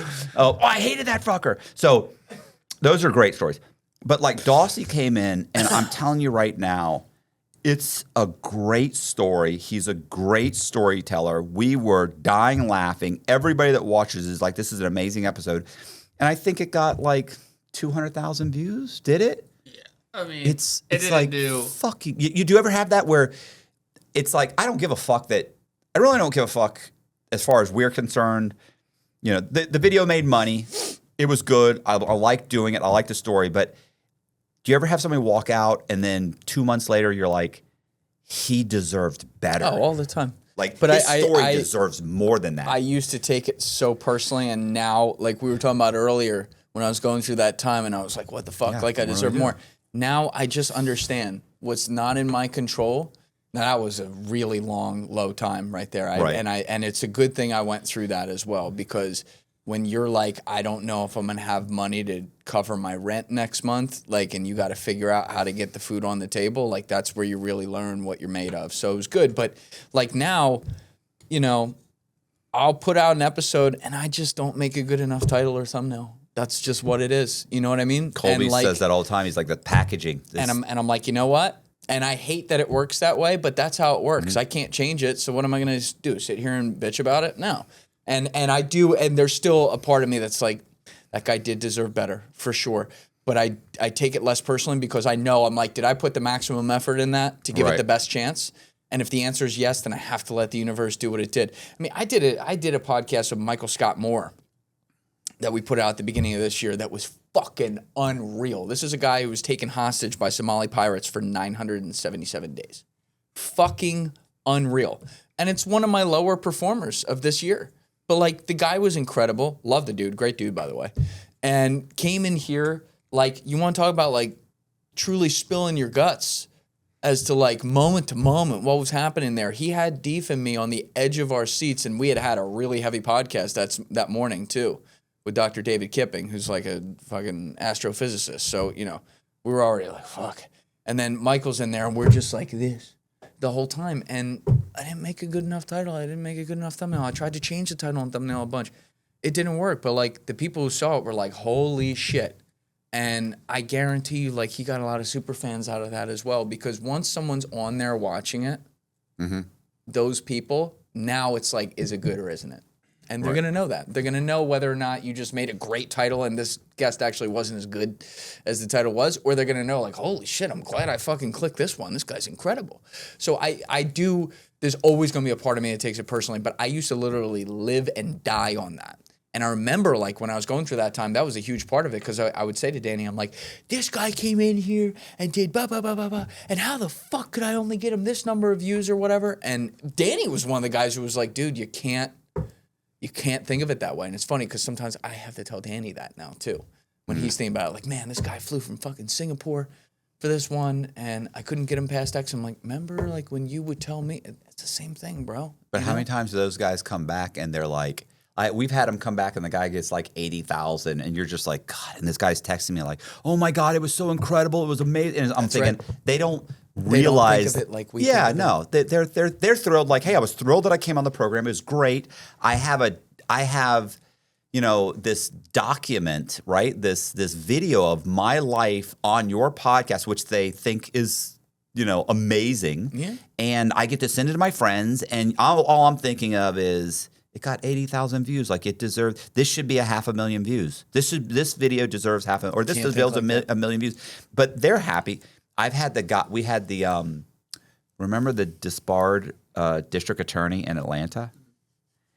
So listen, he was upset. He was upset because Colby put Colby's title on it was disbarred attorney something. Like, he was like he came here and so he was upset because he came back. No. Oh, no. Thank God. He's like banging Thank down the God. door. He's like 220 fucking pounds. Matt's like, get the gun. No, I would have had Jess, my wife, answer the door. She'll take care of this.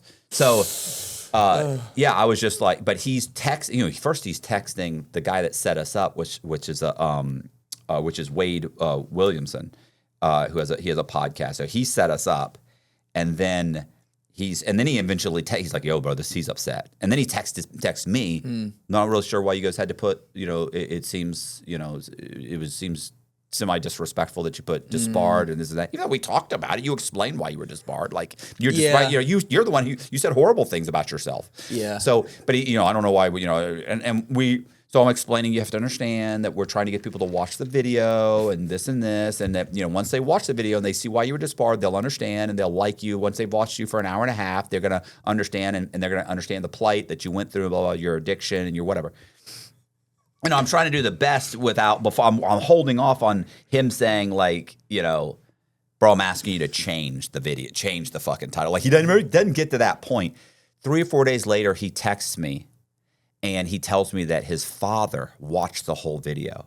And his father contacted him and told him that he was proud of him. And he said, I always knew that I always kind of knew what went wrong. He said, but to hear you sit down and tell it in its entirety for the first time, he said, I am so proud of you and everything you've accomplished and everything that's happened for you to be the person you are. He said, and it absolutely was amazing. And I wanted to let you know that. And so then he comes back to me and he's texting me like, bro, you don't understand what that meant to me.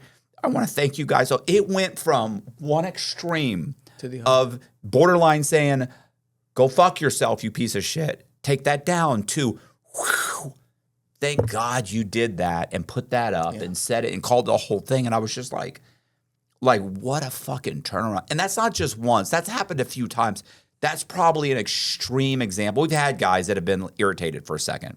And then, of course, then their friends start calling them and telling them what a great, hey, you should know. I wish you hadn't put that in there. Like, can you guys remove this? It's like, oh, fuck, come on, man. You know you were being recorded. Like, we can't remove that now, And then, of course, 2 weeks later, we've also had the guys that, do you remember the one guy that wanted us to take, he admitted to snitching on like 3 of his buddies.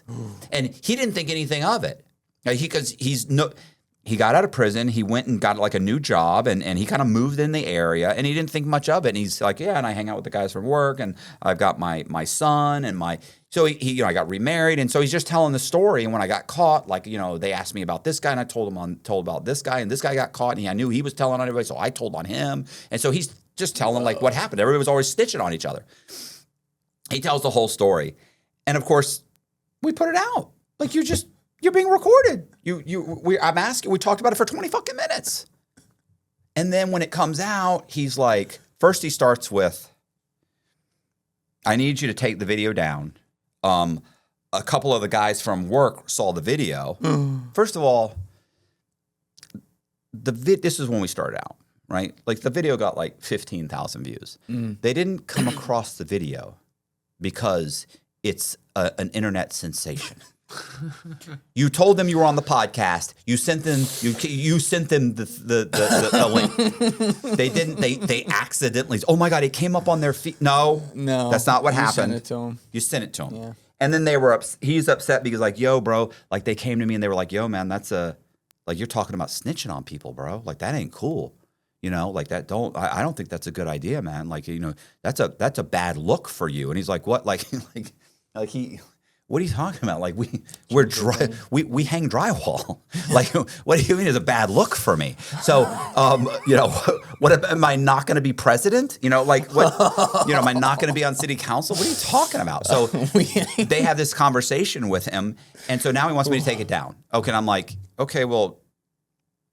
You do understand that a significant amount of money goes into, and I start going into the whole how much the equipment and this and everything's expensive and producing and this and that, and he has no idea that it's a few hours.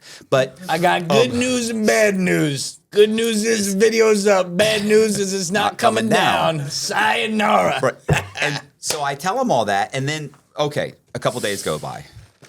And then he comes back, he says, listen, man, I'm asking you to take the video down. My son is having problems at school because of this video. Get the fuck shit outta out of here. Cut the shit, bro. Your son's 9. Listen, the worst thing you could do is think that you could pull on my heartstrings. You don't know who you're dealing with. I'm concerned about the other me. guy did.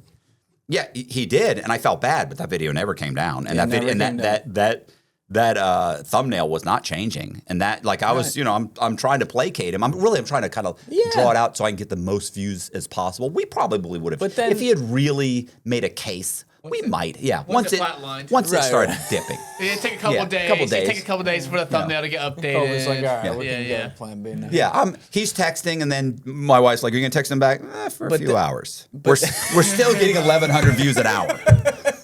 Let's not get crazy. This poor guy, stop. Poor guy. But then he hits you up and his dad sees it. I'm going back to disbarred lawyer. Did that resonate with you because you had wished your own dad had been able to have that experience with you?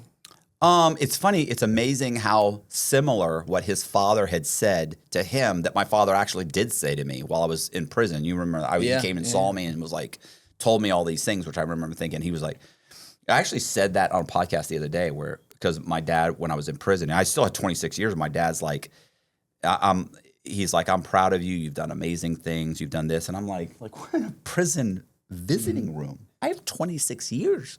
We're at the medium. Like, there are guys stabbing each other in the fucking yard. And I'm sitting there going, what? And I'm like, Dad, I got 26 years. Like, I'm gonna die in here. And he said, I remember he said, no, you're smart and you're clever. You're gonna get yourself out of this. Yeah. And I just remember thinking, you're an old senile man who doesn't know what he's talking about. But people see things in you that you don't necessarily see in yourself. And he saw a very, very devious person that was going to weasel his way out, as Red Shea would say, Rat, you took the words out of my mouth. Rat his way out of fucking prison. My father knew. Oh, I was about to do the voice too. Yeah. He's a fucking rat. Yeah. That Matt Cox. So he still wants to do the boxing we're not fight doing with you. I'm I told him I'll get train fucked. You. Train me? You went to a prep Matt school. Cox. If Matt somebody's Cox. training me, it's Matt going to be a guy Cox. raised in the project. 90 days. We're going to be all right. We're going to get you. So We're listen, going to get you in shape. Back to the guy his son. So he tells me about his son. Then, and I don't even know if I responded. I might have responded like, "Come on, bro, that's not possible. I don't believe that there are 9-year-olds watching this." And and I explained too, and also anybody that has the link is someone who gave people the link. Right. Like, so that goes.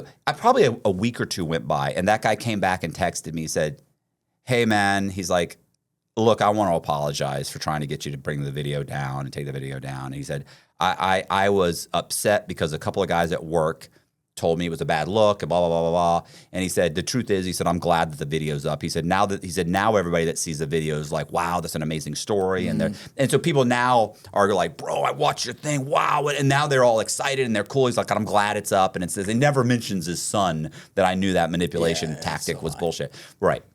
But yeah. That's what they do sometimes. Yeah, I remember the only person to put you in your place that I've ever seen was my mom.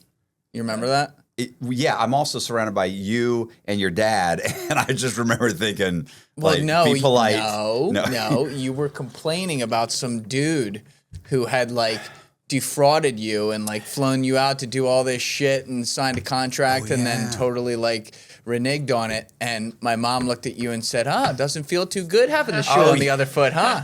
And you're like, fuck. Yeah. And I was like, that was so good. I remember I was saying something, well, this and this and this, and she goes, well, you know what that is? She goes, that's narcissism. And I thought, she called me, she basically said, you're a narcissist. She's like, which I was like, yeah, no, I'm aware of that. It's like, boy, she's not like, she warmed up to you. Once she listened to the podcast, she was like, I get it now. I get it. I don't think she liked you at first, but no. Well, I grow on people. We've had a couple women guests come on the show and say, like, to be honest, I didn't like you. Yeah. Until we sat down and talked. But like, Was Nadine one of them?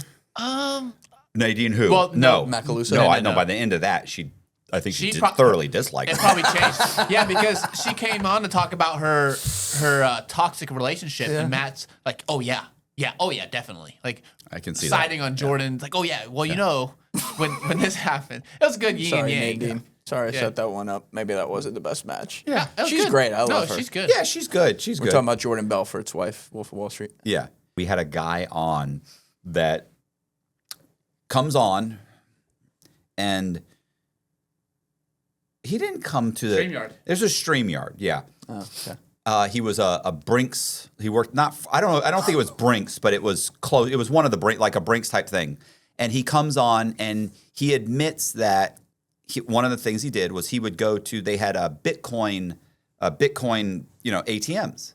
And of course they have to go in and take the money and then reload it. And he said, well, I would go in and I would tell them, they would say, look, when you go there, get a count of how much this, get a count of this, whatever.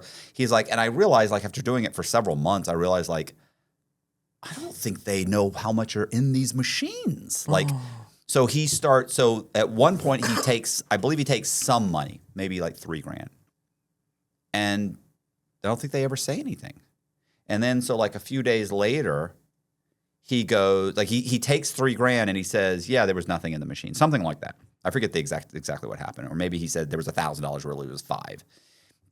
He ends up with like $3,000 or something. And then he leaves. And like 3-4 days later, he goes back to another machine or that machine. And he takes like $7,000 or something. Ooh. And he comes back and they don't say anything. Yeah. And so like a week later, and keep in mind, he's telling me this, and I'm like, and how long ago is this? He's like, 6 months ago. I'm like, okay. He goes, and then he says, so then, maybe a week later, they call me in the office and they say, listen, we've got a discrepancy here. And we've got some videos in the store and this, and we can't really see, because he kind of made sure not to kind of have his back to the camera, something like that. They're like, but we think that there's money missing. And I'm not accusing you of it, because there's really nothing, we can't really prove it, but you can't work here anymore. And he's like, okay, all right. And he leaves. I accept your terms. So he says, I got like $9,000 or something. No, it was 10 because he bought his girlfriend a boob job. Okay, $10,000 boob job. He went, That's money well spent. They went to, That is exactly. money well spent. Right. They went to Miami. I think they went to like Miami and got the boob job. So he's like, Good place to go They do go it. to Miami, they get a boob job, they hang out. He's like, we spend a few, so much money, and we go back and Took him for a test drive. right. And then he said, and then she breaks up with me. Oh. I'm like, okay, well, I saw that coming. So, she breaks up with him, and he's like, yeah, and then so anyway, we were talking. I'm like, well, did you ever get arrested for it? He's like, no, that's the whole thing, bro. Like, they had no idea. And he said they're talking the whole time. I'm like, okay. I said, we're putting this on YouTube. He's like, yeah, I'm good, bro. Trust me, I'm good. Trust me. He said they've been robbed before, and they never charged the other. Like, he had a reason why he felt it was okay. I was like, okay, cool, yeah, No. well, all right. You put it up? Of course we put it up. He's a grown man. So we put it up, and the comment section is brutal, right? Like, there's no filter when you're sitting behind your keyboard or you're sitting on your iPhone at 2 in the morning watching some guy admit to bank fraud. And guys are just like, this may be the dumbest human being I've ever met. Did this guy just admit to bank fraud? And this guy, like, this guy just talk about, he just robbed the bank. He's talking like, and what's funny is, like, guys are like explaining, like, does this guy understand that the ATM is a bank? You just admitted to robbing a bank. Like, they're thinking, and so listen, by the 50th comment of this, people just berating him. You know the first scene in Better Call Saul, where did you ever watch that show? I've watched bits and pieces. All right, so the very first scene of the first season, Jimmy, who's become Saul later, is making this huge argument for his client. Your Honor, he did not do this, and ladies and gentlemen of the jury, yada, yada, yada, how could you ever convict this man? And then he goes, the defense rests, Your Honor. And the judge is like, prosecution, final statements. Prosecutor gets up, goes, walks over, slowly wheels over because it's in the 90s. One of those fucking, TVs that's sitting on like the wheelie thing. Right. And then just looks at the jury, says nothing, presses play, and it just cuts to the faces of people reacting. And you just hear like the whole crime happening, like this awful crime on video. And then he presses pause and goes, the prosecution rests. And they're like, fuck. That's essentially what that guy just gave the prosecution. So that guy, after reading the comments, finally came back and said, listen, I think, I think I made a mistake. Can you blur my name out? And it was like, first it was like, blur the name out. Then it was like, can you blur my face? Can you blur my face? Because I mentioned my town, the town. Like he's like he mentioned his name, his company, and he lives in a tiny little town in the middle of Texas. Fucked, bro. Yeah. Well, we blurred. I mean, this is after. It's also been a week. He or hasn't so. been arrested? Well, this was probably 3-4 years ago. I haven't heard from him. Yeah. Can we Google that? Can we find out what came of him? We don't know what his name is. I don't even think we'd be able to find his name. Yes. No, I think we removed it from the description box. Yeah. I could bet you if we did a little research or something, we could probably figure it out. Yeah, I want to know where to send it up. Yeah. But that may be why we stopped getting the text. Nice guy. But yeah. They always are. I don't know. You could write a book about just the things you've done in here, bro. It's insanity. It really is. But yeah, we've also had some great guests. What's his name? Shay Red? Red Shay. Is his name? But it's not Red Shay. What's his last name? Is it His Shay? last name's Shay. Yeah. But his first name is. That's his nickname. It's like Sean. It's like Sean Red. Whatever. I don't even know his real first name. I've seen his real name. It's Red Shay. Red Shay. He goes by Red. Right. Yeah. It's funny because I was interviewed by Brewer, right? Jason Brewer. And Jason Brewer has a podcast. He's just started his podcast. I don't know what he was mentioning about cooperating or something like that. And we were talking. And we were going back and forth. And I mentioned you calling me up saying that I got a great idea, which was not a great idea. I got a great idea. I know this guy, Red Shay. And I'm like, Red Shay. Oh, I think I know who that is. I looked him up and I was like, I think I've seen him on some things. I hadn't really paid attention to him at the time. Oh, no, you had already told me that you'd had him on the podcast. Yeah. We'd already had a conversation. And so I saw I red think in his eyes when you came up. I think I looked him up at that point, kind of looked him up. And you'd already told me You're friends with that rat. Yeah. That cheese-eating rat bastard. Yeah, and yet he was on your podcast, which means you're no good, which means Red's no good because you interviewed me. I love you, Red. And I heard have a whole explanation, and I thought, well, then based on his explanation of you going on someone's podcast that has interviewed a rat makes that person no good, makes you no good for going on their podcast. I thought, well, then that makes you no good, Red. And I was like, that doesn't make, you got to work on this. No, that's not how it works. I understand. I don't not think he's good. I know he's 100% good. But so anyway, so you had interviewed him. He clearly he's not a fan. Not a fan. He's not a fan. That's for sure. And so he then you contact me and say, I got a great idea. Celebrity boxing. Celebrity boxing. Red Shay. First thing I said was, well, I don't think I'm a celebrity. I don't feel like I'm a celebrity. You are now. And you were like, no, you don't understand. We're going to this, we're going to that. And my favorite thing was, you don't understand. It'll be huge. It'll make a ton of money. You're going to make a bunch of money. And what it boiled down to how I was going to make money was I could sell T-shirts. I never said T-shirts. Yeah, you did. You said you'll sell a ton of T-shirts. You said we'll have Matt Cox T-shirts or something. You said we'll sell. That might have been a piece of it. But I don't remember that being the lead sale. No, it's not the lead sale, but it was one of them. And I thought, we're gonna get this on DAZN. We're gonna have it on the undercard for Aiden Ross's fucking next fighting, whatever. By the way, which none of which I know anything about. It's all right. It's lost. So that was lost on me. And then I broke down to then just give me $100,000 and we can make that happen. Yeah. Anyway, and then the more we talk, he texts me once every 2 months, I'll kill that cheese-eating rat bastard. When does he want to get in the fucking ring? He with genuinely. I have really done some damage to this guy. and never He does not like you. done anything to this guy. Well- so he goes on and on. And so you're going on and on about it, and I'm like, yeah, I'm not interested. And that was the first time you called, and I hung up the phone. And then you called back again like a week later, and I'm at this point now I'm like, do you understand this guy's like a professional fucking fighter? No, I'm gonna train you. Gonna train me? Like you went to a prep school. Like you're not gonna train me. Like I need a guy who's gonna train me who was raised in the fucking projects. Like that's the guy. I got all that those guys, trains bro. me, but first of all, and even then I'm not 90 days. 90 days and I'm gonna knock out Red. Get the fuck out of here. This guy's a professional fucking fighter. It's not about knocking him out. It's about Survive. Like I'm It's not about surviving. survival, I'm Matt not. Cox. I'm too old to get. you cracked. you got a good body for boxing. You're like 5'4", stacked. On testosterone. Well, I have the shouldn't have said that out tiniest loud. little. No, but you got I fucking have bear claws, though, bro. Bro. Look at these sausage fingers. Look at those That doesn't things. mean anything. Do you have any? Do you understand that people in the comment seen these section forearms? they leave little tiny T-Rexes I because they make fun of my arms? I have no You're reach. hard to reach, though, because you're down. You're down low. He's got to come down to your level. Are you trying to convince me that a guy who's taller, longer, and leaner, who's a Listen, professional boxer, I've got a better chance? Let me be clear.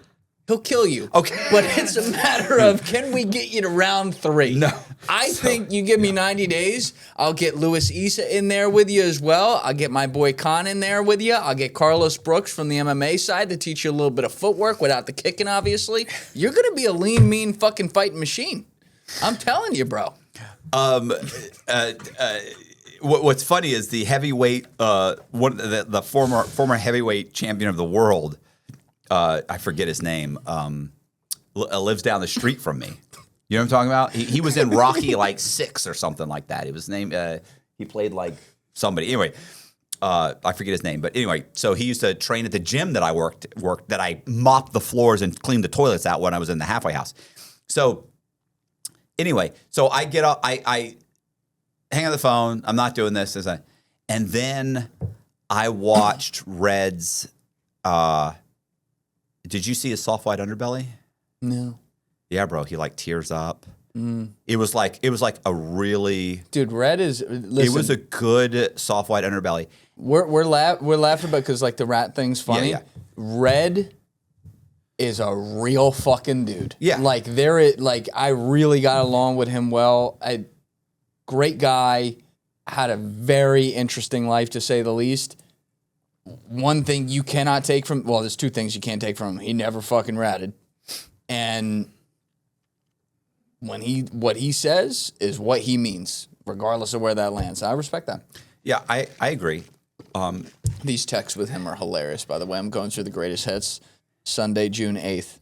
I'll knock Matt Cox out. Trust me. He could have Mayweather train him and I'll crush him still. I said, John, that's his name, John. If I train him, I will have him ready and the fight will be great. And he's like, I'll definitely crush him then. I said, we will give the people great entertainment. He said, bring it, 10-ounce gloves, no headgear. And I said, I said, yes, we should probably do 12-ounce gloves though because Matt's hands are huge. See? I was saying that. And he goes, 12. He goes, 12. Look at these They're are fucking. They're fat, but they're tiny. Those are literally chimp hands. I mean, those things could. Anyway, that If doesn't you matter. break a window, the window gets broken and your hand is intact. So anyway, he goes 12 for him, 10 for me. Fuck that rat. Let's make it happen. Show me the money. How many rounds and what weight? And then he texted me 6 months later. I never saw this actually. This is November. Does Matt Cox still going? Does Matt Cox really want me? I'd love to knock his fucking block off. After knocking him out, I'll challenge you too, LOL. I'll fight both you in the same night. Love you, brother. Hope all is well. It's like all time. So listen, I watched the soft white underbelly, right? And I'm watching it.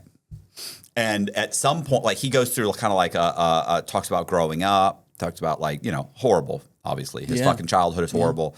His whole life is fucking horrible.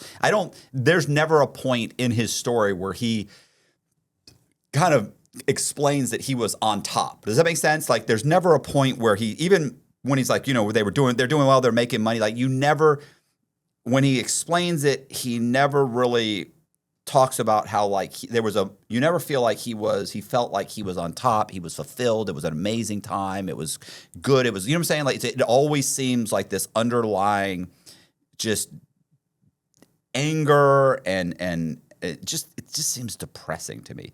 And then when Whitey gets caught, not gets caught. When Whitey, like, I think when he takes off on the run, and I forget the other guy that was with Whitey, that he ends up cooperating. Oh, what the fuck was that guy's name? And he's like, I know what you're talking about. yeah, because the guy like somehow or another he calls him on the phone, gets him on the phone, says something like and by this point Red's already in jail, and I think he's on the phone with the guy, and the guy's like talking about, I think he's saying Whitey was an informant, and so Whitey's like a god to him, like he's like a father figure, like a god to him, and these guys he looked up to all these guys, and then they all started ratting on each other, Yeah. and so it's like. You can see it in his face. Like, I don't know what your interview was like, because I don't want your stuff. But Mark knows what he's doing. So it was, other than the fact that I know he wants to kill me, and I'm watching it, and it was like poignant. Like it was like he's a great guy, dude. He tears up. Yeah. Like he didn't hold back. He tears up. You could tell he is it. They stuck a fucking, they gutted him. Like when that happened, like it's like, and so I remember I said on the Jason Brewer podcast, I was like, so I get, because I think he was kind of bashing him a little bit. And I was like, look, I disagree with his stance on the whole situation, but I also understand his anger and why he digs in 100%. so much, because his idols who had convinced him that this is something you never do, no matter what. If you got to do a life sentence, death penalty, no matter what, you never do it. Like they fooled you. You know what I'm saying? Like they fooled you into being this person, and which I wholeheartedly believe he is. It's kind of like Joey Merlino. It's Merlino, right? God, I always say it wrong. That's his Is name. Merlino? They had a fun podcast together. Oh, Velvet.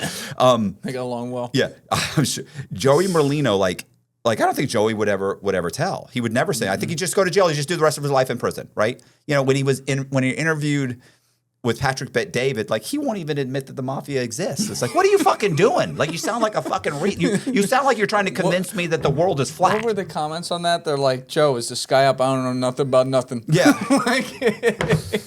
But he's like, it's like you're digging into a point of lunacy. Like it's complete failure on your point to not even, you won't even admit that. I won't speak for those guys. They lived a different life. They had really difficult things happen to them, and it doesn't excuse like being a mobster and all that. But I'll speak on my opinion of Red. Like, have a ton of empathy for the life that was thrown his way, and all the different people who pulled him in directions that I feel like was not his fault. And you can say what you want about it. Okay, yeah, these guys made him believe this code and duped him, but like he actually kept his word. Yeah, I'm not saying that in a way that he's an asshole. Like he's an idiot. I know, I'm saying, but like I respect the fuck out of that man. Yeah, I don't. I mean, I'm not saying I don't respect him. Like I understand he has a code. He's stuck with because like there's 1,000. If you took 1,000 people like that have done this, that have been in that life and lived that life, like I can think of maybe 2 or 3 people that I to this day know. And by the way, hate my guts and never miss an opportunity to bash the shit out of me. Right. Don't let one pass, Red. Keep going, bro. You smash me. Like, he can't. He does. He does. He loves it. Yeah. But yeah, he would never. He would never. I just don't understand that. Like you're about to do 20 years because you won't say that Jimmy was the shooter.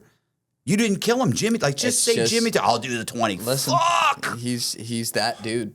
He's that fucking dude. He is. Man, I've sat across from a lot of different types of people from different walks of life, and there's some that just stand out as like that dude walks the talk, everything he says, and he's one of those dudes. Like he really, I got a lot of respect for that. who's the other one who just did who did a podcast with Merlino, if I said it right.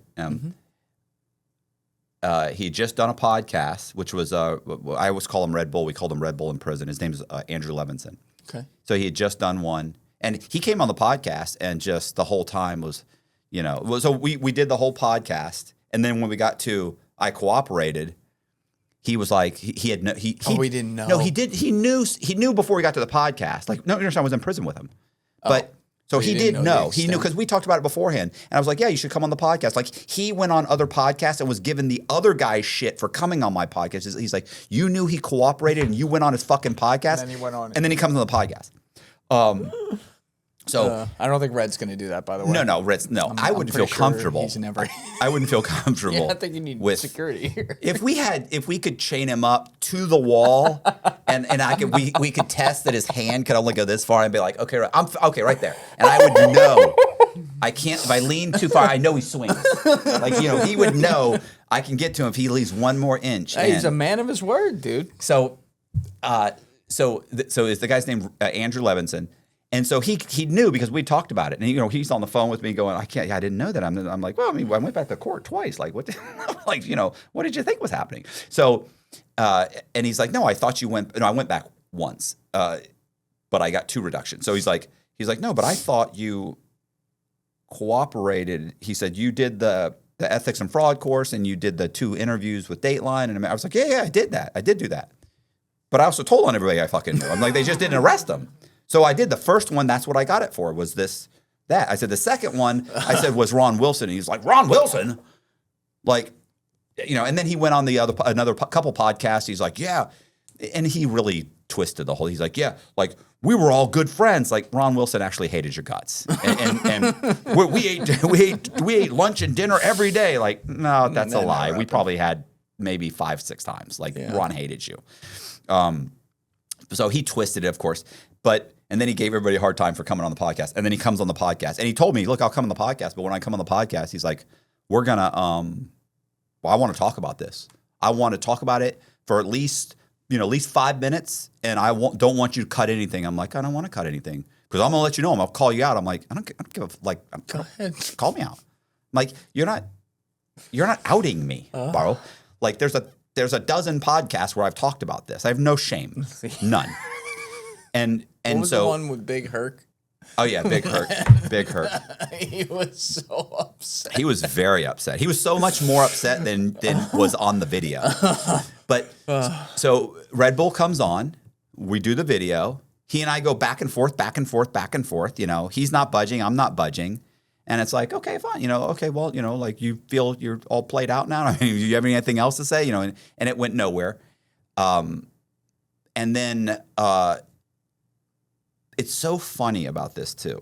I then got him on Bubba the Love Sponge on his show. He goes on Bubba's show the next day. And Bubba's like, we had a good episode. He's like, it was a good story. He was great. He said, and then I said, well, look, he said, I want to thank Matt Cox for getting us together. He said, and he went fucking nuts on you. He just bashes the shit out of me. Bubba cut that section because Bubba was like, well, he actually called me and I was like, nah, put it out. He's like, I think I should cut it. I said, don't cut it. Put it up there. That's good stuff. For everybody that I lose, I gain fucking 5 guys. You know what I'm saying? Like, I'm not, like, your opinion. Oh, Matt, what? Fuck him. Yeah, you've always been open about it. Unsubscribing. Okay, well, guess what? 6 more people said, hey, he's fucking honest. Yeah. So, anyway, so he went on, and then he bashed me. Then he went on some other thing, bashed me there. But he's also, in between that, he's texting me, asking me for help. Oh, my God. Texting me, asking me, and I know Bubba's contacted me. And I'm like, hey, how'd Bubba go? He's like, oh, it went pretty good. Did you talk to Bubba? I'm like, yeah, I talked to him. I said you had some stuff to say. And he's like, well, you know how I feel. I was like, no, I understand. I said, well, don't miss an opportunity. And, he's just hurting me or something. So, hey, what do you think? I said, I think you should do this. I think you should start a podcast. I'm trying to get him to start a podcast. We have a whole conversation about him starting a podcast. He would be a great podcaster. But he was so bitter about this whole thing. And I mean really, really just bitter. And I kept telling him, like, look, I understand that you're upset, but you're talking about starting a podcast where your whole podcast is going to be bashing the government, calling out snitches. That's what it's going to be about. And he's like, yeah, well, there's not one out there. I said, like that. I said, no, there are. There are multiple ones that have started like that and then failed. There are some that are still struggling. Gets old. Yeah, it gets old. And I was like, and I get it. I said, and also I said, you do understand that like 85% to 90, really, it's more like 97, 98% of people cooperate. But only about 85% get the cooperation. So people are like, oh, it's 85%. It's not 85%. It's 95%, but 10%, they didn't give enough information to result in an arrest, and therefore they don't get the cooperation. Doesn't mean they didn't try. Yeah. And so I'm explaining that to him. I said, you understand that it's a small niche that will even come on your podcast and talk about their crimes. And you're now taking 85% of them and saying can't do it. And they don't want to come on your podcast now. I'm like, you don't have enough money to fly people in and put them in hotels and give them $1,000 or $500. You don't have that money. You have no money. You're asking me for money. And I'm like, so, oh yeah, no. I hate to say this because we listen, it's funny because the only people I've ever given money to are people that have gotten out of prison and they're not doing well and they're desperate. Like, and it's like, okay, we'll pay for a hotel, or we've never, I think we've maybe very seldom, right? Have we ever given anybody maybe a couple $100? And it's always because like they're just broke. Like, I don't need to give you any money. I'm going to give you a couple $100 because and for Red Bull, he literally had, the wife's done with him. He moves into like an efficiency apartment, and and it was nothing, and we paid his rent. That was and nice. he came on the show. So, and then I don't know if Colby doesn't know this, but then he also called me a month or so later after going on multiple podcasts and bashing me. And after talking to me many, many times, texting me many times about the situations that he's in and starting a podcast and what I thought he should do and I'm telling him, look, I can get you on other podcasts, but you got to start putting up some content. I'm trying to explain how it works. And so we go through the whole thing. And then he asked me for like his rent was coming up and he was shy like $400 and I sent him $400. I can't, if my wife would kill me. She'd be like, this fucking guy, Why'd you send it to him? I felt bad for him. Like listen, let me explain. And here's the thing, and I think even Red would understand this. Prison is hard. And that the people that made my time go smoother, I want the best for. Red for hating my guts and saying what he believes are horrible things. And I get it. I laugh about it. I joke about it. He thinks it's horrible. Like, I don't want anything bad to happen to him. Like if you said, hey, if this guy right now, you could send him back to fucking prison, you never hear about him again. No, I'm good. I don't want anything bad to happen to that guy. He first of all, he's living in his own prison. His anger is shaving decades off his life. Yep. So I think that his hatred of me is the equivalent of, you've heard this, him drinking poison, hoping it kills me. It's not worth it. It's stupid. Yeah. And that's what Red Bull, and I told him that over and over again, stop this behavior. You can do this. You can do the right thing. You can do, it's stupid. And I'm not saying you keep bashing me, but I'm saying don't build don't make that your whole platform. It's not sustainable and it doesn't work and it's not, and you're too smart for that. You can do exactly what I'm doing. So, so we've been having this conversation, everything. He went to New York. He had been on a couple big podcasts, came back. One of them I didn't realize, I don't know if he went to New York, he went to Philly, but whatever. He flew some places. And some people were paying him to do the podcast. And he did Joey's podcast. And he came back, and then this guy, another guy who's bashed me multiple times, but they still text me. Hey man, you just had this guy on, and I'm like, didn't I see a video 2 weeks ago where you said I was a piece of garbage? And now you want this guy? Now you want Julian's? Access, Matt Cox. You want Julian's number? Yeah, let me shoot you his contact.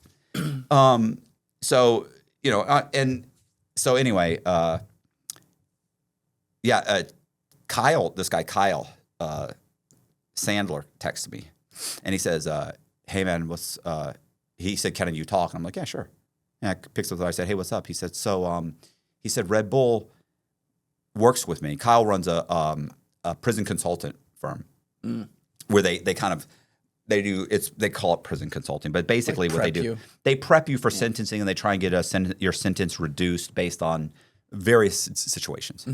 And so Red Bull did stuff for him, worked with him or for him. I'm not sure exactly what their arrangement was, but they do a reentry seminar or something, and Red Bull was coming to the seminar, and so he sent someone over there to pick him up, right? And he knocks on the door. The guy bangs on the door. Red Bull doesn't answer. Bangs on the door, doesn't answer. The guy goes to the management and says, "Hey, this guy should be here. He's not answering texts. He's not this. I'm supposed to pick him up. Can you open the door? I think something's wrong." And they go, "Sure, yeah, okay." They knock on the door and they open the door. You know, what do they call that? A check, a welfare check. Yeah. They open the door and he. Some people are saying he committed suicide. He died. He overdosed. He overdosed on drugs, is my understanding. Kyle and Jason and a bunch of other guys that know him, they're like, no, he committed suicide. Now, I don't know. Whoa. That's what they're saying. Either way, he overdosed in some way.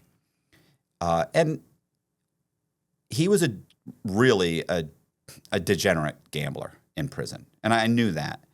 And he would do drugs when they were available. He was always running from somebody they owed money to. He was always, but I didn't really think. I knew he had a drug problem prior to prison, but I didn't know he was currently doing drugs only because I thought he's broke. Yeah. You know?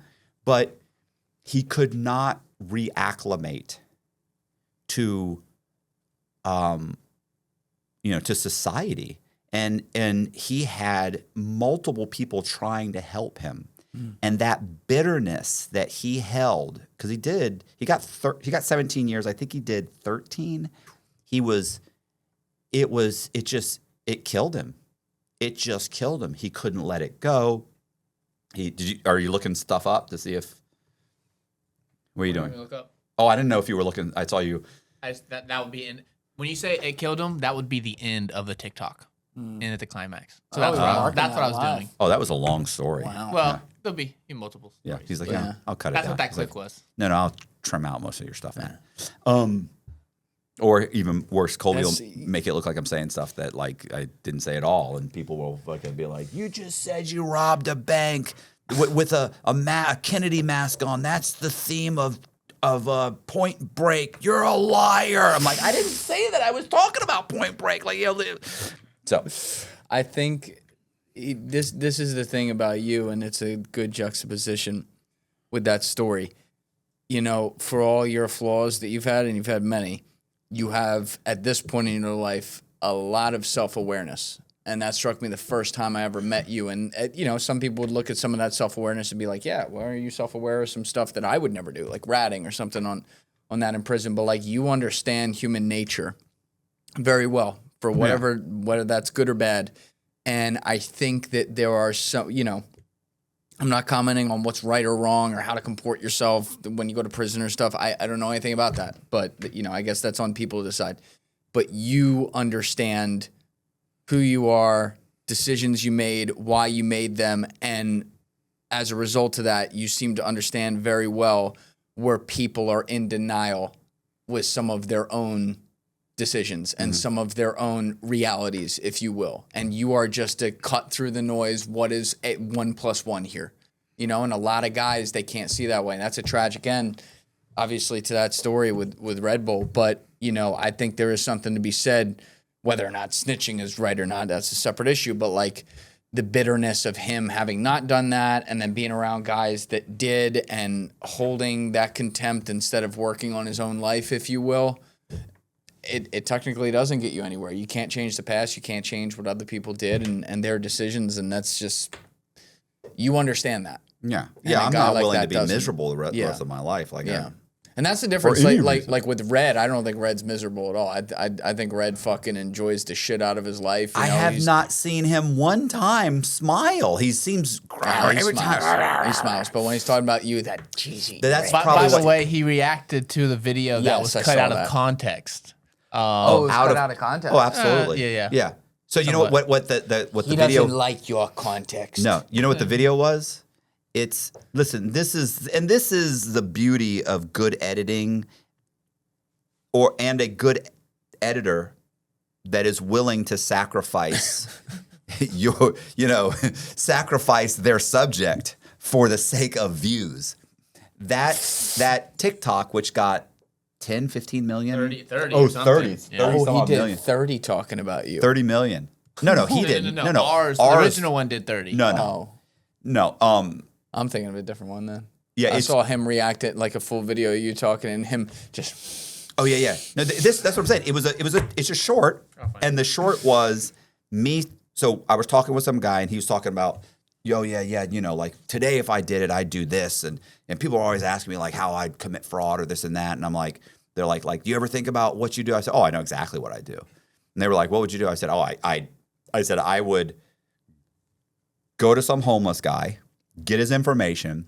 And when I get his information, of course, I give him some gift certificates and stuff to eat. And I'd say, hey, by the way, I said, I keep in contact with him.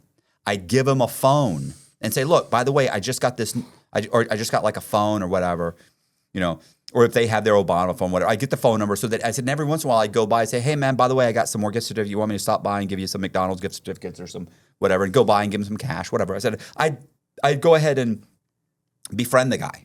I said, and then what I would do is, because I've surveyed him already, obviously, I'd take a survey of him. You were a statistical surveyor. Yeah, when I was doing the surveyor, I said, I'd start by you meet somebody that you think, hey, this guy's pretty close to my age, close to my height, weight. I would take a survey. I'd make a survey saying, I am a surveyor doing surveys for the Salvation Army to determine where we place our next homeless facility. I would then survey the guy. I'd get enough information to steal his identity. I said, then what I would do is I would keep in touch with him, get his phone number, because now these guys have like Obama phones. Get his phone number and everything and say, hey, listen, do you stay in this general area? Yeah, well, look, I'm going to be back here in like next week I can drop off some more gift certificates. Is that cool? Yeah, sure, whatever. Okay, great. And then I order all of his documents, go get a driver's license in his name in another state. And then once I've got that, then I would go and I would open a bank account, buy a house in his name, satisfy the mortgage on the house, go to 5 or 6 hard money lenders, borrow $1 million on the house, sign all the documents, pull out all the money, and then with the computer that I made, the fake satisfactions and all that documentation would be on a computer. Fine arts degree. I'd make all those documents on this computer, and then I'd close the computer, and all the phone calls that I had made off my new iPhone for this scam, I would then one day go to him and say, hey, bro, guess what? I'd wipe it all down, put it back in the package, say, hey, guess what?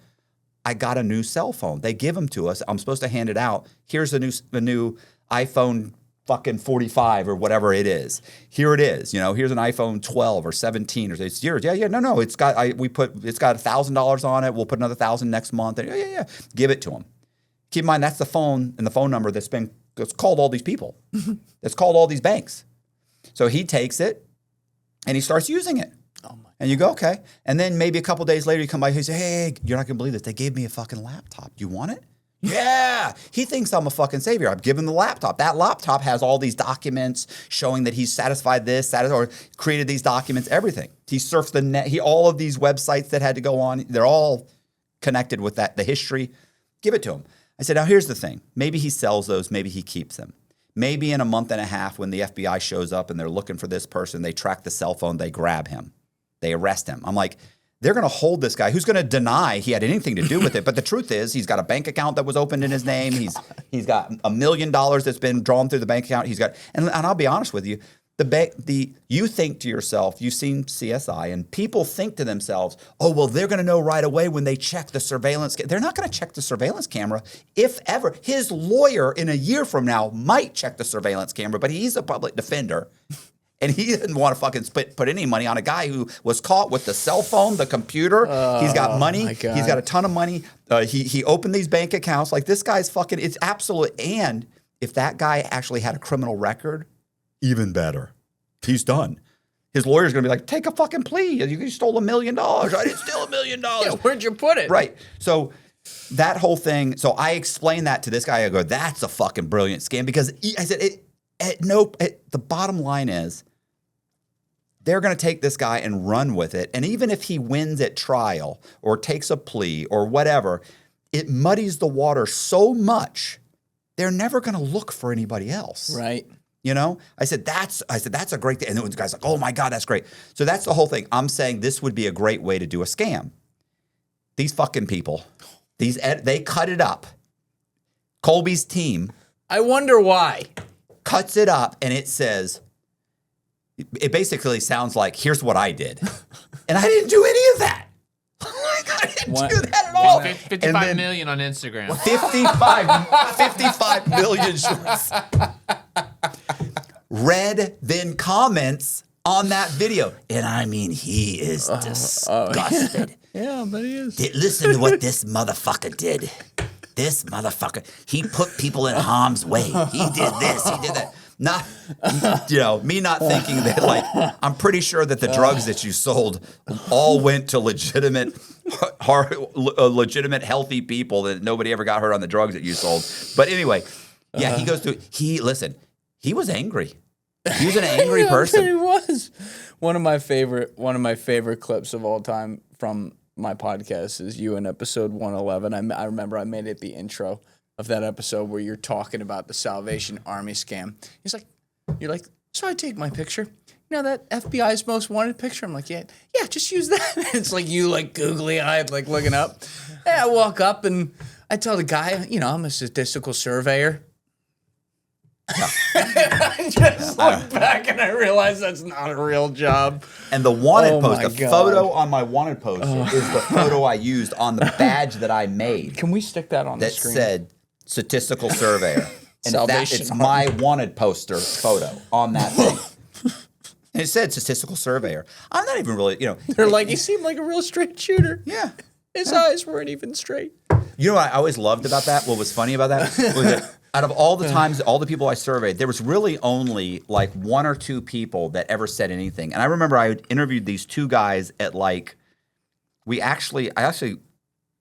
walked into like an Arby's or something. And I was like, hey, you guys, 'cause I could tell they were homeless, right? Because I'd seen them walking down the street, like two guys walking down the street that are in their fucking 30s. Looking disheveled, like they're homeless. Turned around and they were walking into an Arby's. Like I saw, hey, you guys. I said, by the way, I'm taking a survey. Was this Gary? No, this wasn't. It wasn't Gary. No, this guy's name was. His last name was, I think, Phillips. Anyway, so I go in there. No, Gary. That was in Vegas. Remember when the cops thought you were giving blowjobs Yeah, in the back? yeah. Gary was. Gary had. you almost gave it up just Gary because had you a didn't want problem. them thinking that. Gary had a problem. These guys were in Charlotte, North Carolina. So I walk in. I'm like, hey, you guys. By the way, I'm a statistical surveyor, and I'm taking surveys for the Salvation Army to try and determine where our next homeless facility is. And they're like, yeah, I'm not interested. I'm like, no, pays $20 cash right now. And I'm like, right now. And I always kind of pulled out the cash right now. And they're like, you're going to give me $20 right now to take a survey? Yeah, I'll fill out the whole thing. It'll take you 5 minutes. And they're like, okay. So I remember I took the survey for the first guy. And the second guy, I'm in the middle of the survey. And as I'm really, he starts in the middle of it. He's like, well, what is this for again?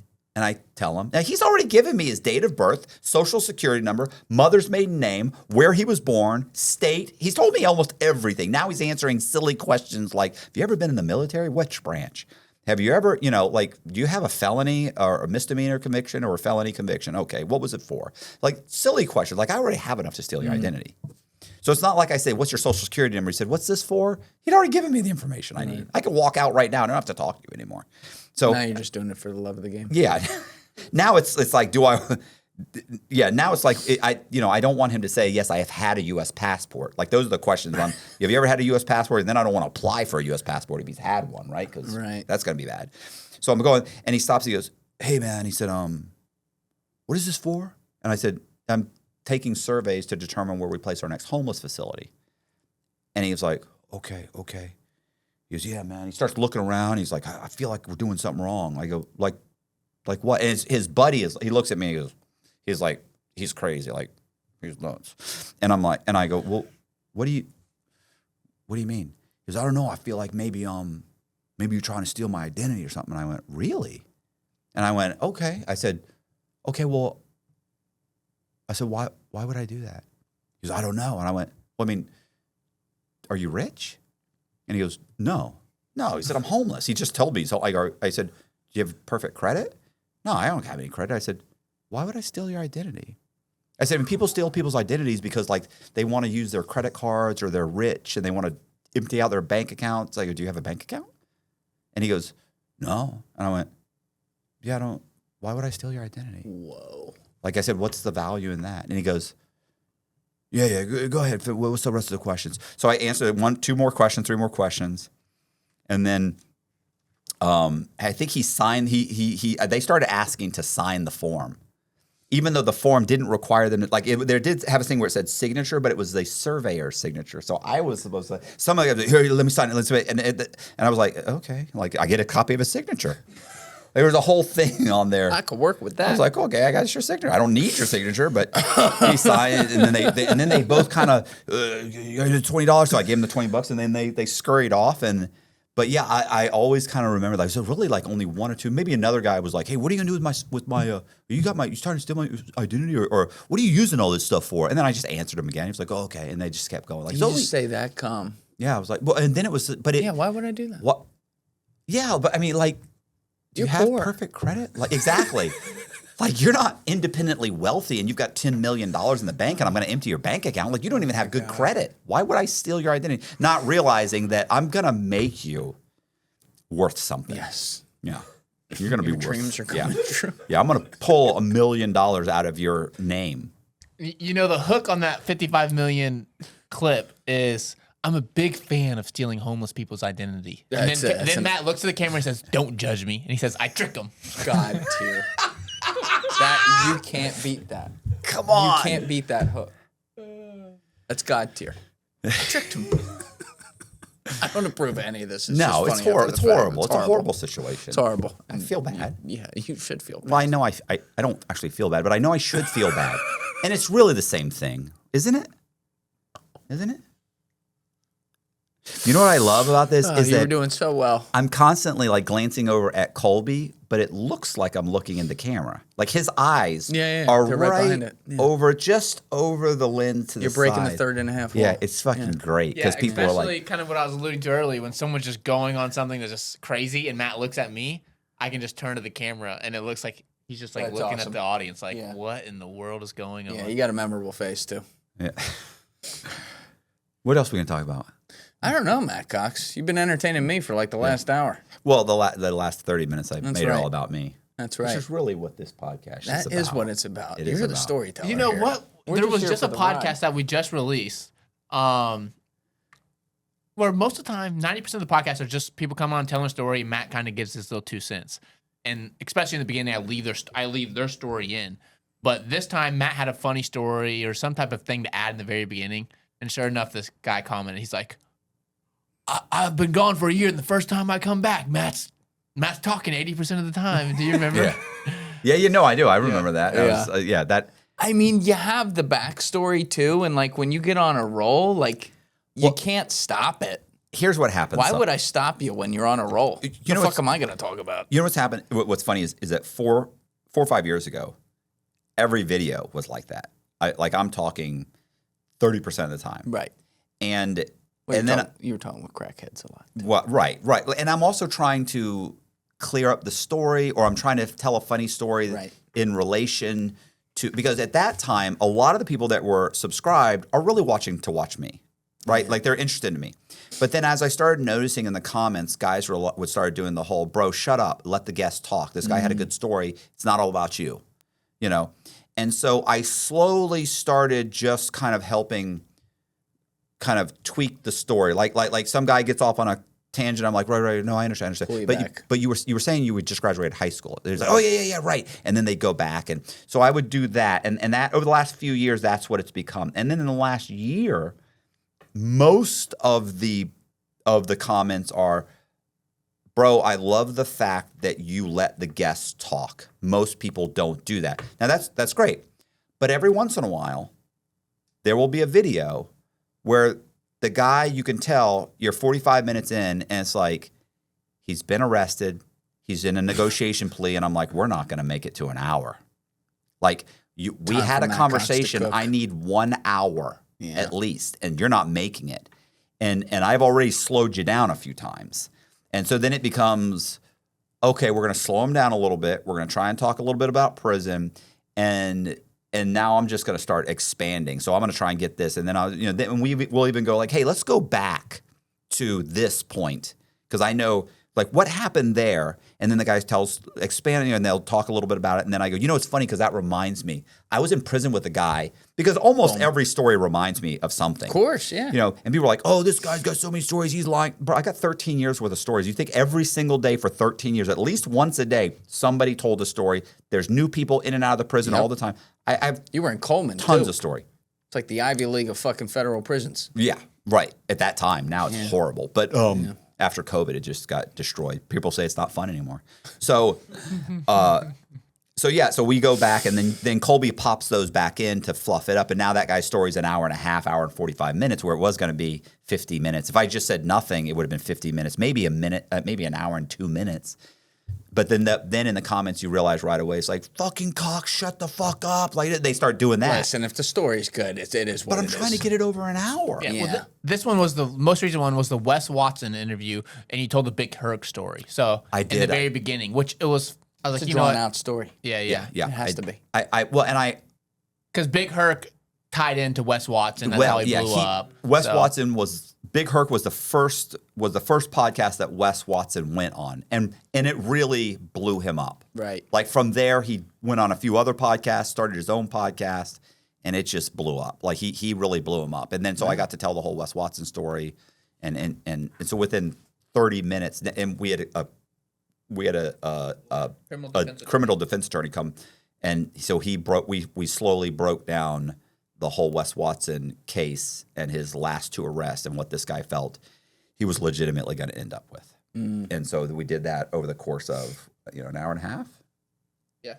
2 hours. No. That works. That's enough. Oh, listen, and people like this. I think it got 2 hours. It got Yeah, 130,000 views so In far 3 in 3 days. days. And you're doing so much fucking And content. while dude. we were filming, Tiger Woods was arrested. So then we cut up that clip that night, put that out, did 200 to 500,000 on Instagram. yeah. Right. You never know if it's gonna. You never know. You just got to keep going. Cut them up. That's Colby. what you're good at. You just kind of. That's what I. Yeah, that's what that's I meant by the consistency. That's when what I was, I'm good at. I cut No, up when that I clip. was saying no. When I was saying the quantity over quality, I just meant like the bullshit quality that I was doing, because I was like, you got the model. You have good quality, but you're not like trying to over package it at the front end. You're like, I'm gonna do more episodes, and it's gonna be so good that people will watch it. And that's what they do. That's why we moved to that. Thank you. So what else are we doing? So we don't end on a note with me. Look at us. Look at us, Matt Cox. Yep. We're here. Trying to think, where was I? Was I living in the rooming house, or was I in the one? I was in the rooming house when you flew me out to. Where do you live? It looks like the Sopranos. It was South Jersey, South Mullica Jersey. Hill. That was almost. We're recording on April 1st. That was like March 30th, 2022. It was almost 4 years ago. Really? Look at that. Time flies. Oh, I remember I was struggling, bro. Like I couldn't even go. I was like, hey, like I can't come. Like I was like, yeah, you're gonna have to fly me up. Like I can't afford to. Oh yeah. You Fuck were the that. first Yeah, guy. 4 years ago. I could not. You were the first guy I flew up ever. Really? Yep. People had flown in before, like when they were just going to be there themselves Yeah. or whatever. Usually, like my buddies. But you were the first, like, out of town guest that I flew up. I had brought David Satter in on the Amtrak for episode 92, and then you were episode 96, first one at the airport. 90. It's 90. He's got all the. Then everybody always says, we should be, numbering our episodes, but it's too late. It's too late for that. You can go back. No, it's too much work. It's enough already. You have no idea how exhausting working on the quantity over quality. We're doing 3 a week at 3 hours a pop, Matt Cox. I don't want to hear it. this? This is what he told me. I fly up after we start to do okay. We're starting to do okay. It's like, okay, I'm actually getting enough to actually pay my fucking rent with this. So but you were doing shorts, and you had these amazing shorts. And I was like, these are documentary. These are a minute and 20 second or a minute or 58 seconds. They're like documentaries. They're amazing. And so I was like, I got to go up there. And you had just moved to Hoboken. Yeah, that was the third time you were on. So I went up and I was like, oh, and I'm going to sit in there for like a day or so, and I'm going to pick his brain. And I flew up, and then remember, he was like, yeah, after we did something, you were like, yeah, let's go to get something to eat. And we were walking, and you said, yeah, man, I don't know what I'm going to do, man. Like, I mean, it's a lot of work, but I just want it to grow faster, and I'm trying. And you said, I'm thinking about going with the kind of like your model. And I was like, my model, yeah, like the kind of the quantity over quality model, and I kind of was like, I smiled, and I thought, and you just kept on talking. I thought, I don't even think he knows he just kind of insulted me there. I don't even think he realized. I think this fucker even. I was like, I'm waiting for the laugh or the just joking. I'm like. No, he's not going to say it. It's like, I'm 5 minutes in waiting for the. I was fucking around. I'm like, he's not going to say it. All I meant, Matt, was that I was at the time taking all the time I used to. At that time, I'd moved on from shorts and moved it to like making these documentary intros for episodes, which would take all week. And so what I was saying is, you know what? I'm going to move from the quality of like overdoing the front of it to try to get retention, and just move to let the product speak for itself, because that's what you were doing and you were having success. Come on. Okay. It's nice. That was a good recovery. So it's fucking great to see you doing great, Matt Cox. yeah. I love it. So we'll do this again in 5 more years. Yeah. Yeah. Anytime. I got to get you back up there to do one. We haven't done one in a while. I should go up there because there's a bunch of like podcasts that I keep, when you come to New York, and then I'm like, who's up there? I think who's up there is Omni and a Hellcat. What's his name? Oh, I know who you're talking about. I believe that. Yeah, because we messaged him. He said he couldn't leave New York. And we're like, we'll come up there. Yeah.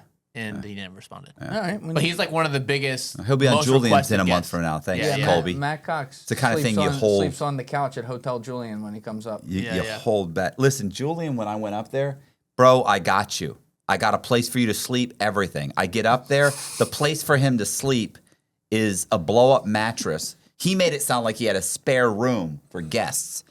And when I mean blow-up mattress, I mean they blew up the mattress while I was there. No, I did. He blew up the. Yeah. I personally blew it up. Yeah. And I'm not sleeping in a room. I'm sleeping in the living room. Listen, that is now a green room. You haven't seen it. We've done some nice things. It's got a whiteboard. It's got couches with personal massages on them, as well as heated backing, and they recline all the way. You and Danny got to stop treating these guests so nice. Listen, I don't have a Danny. I just went to Danny Jones' setup. My jaw was on the fucking floor. Oh, it's ridiculous. Listen, they walk into my place, they see my bedroom, and 7 feet over, they see the studio. It's not that serious. But, at least it's not just like a blow-up mattress on a wood floor anymore. Like, there's a couple carpets and a whiteboard and a couch and a TV. Danny's shooting his podcast out of the Fun Factory, right? Like literally. It's insane. It's retarded. I've never seen anything like it. Yeah.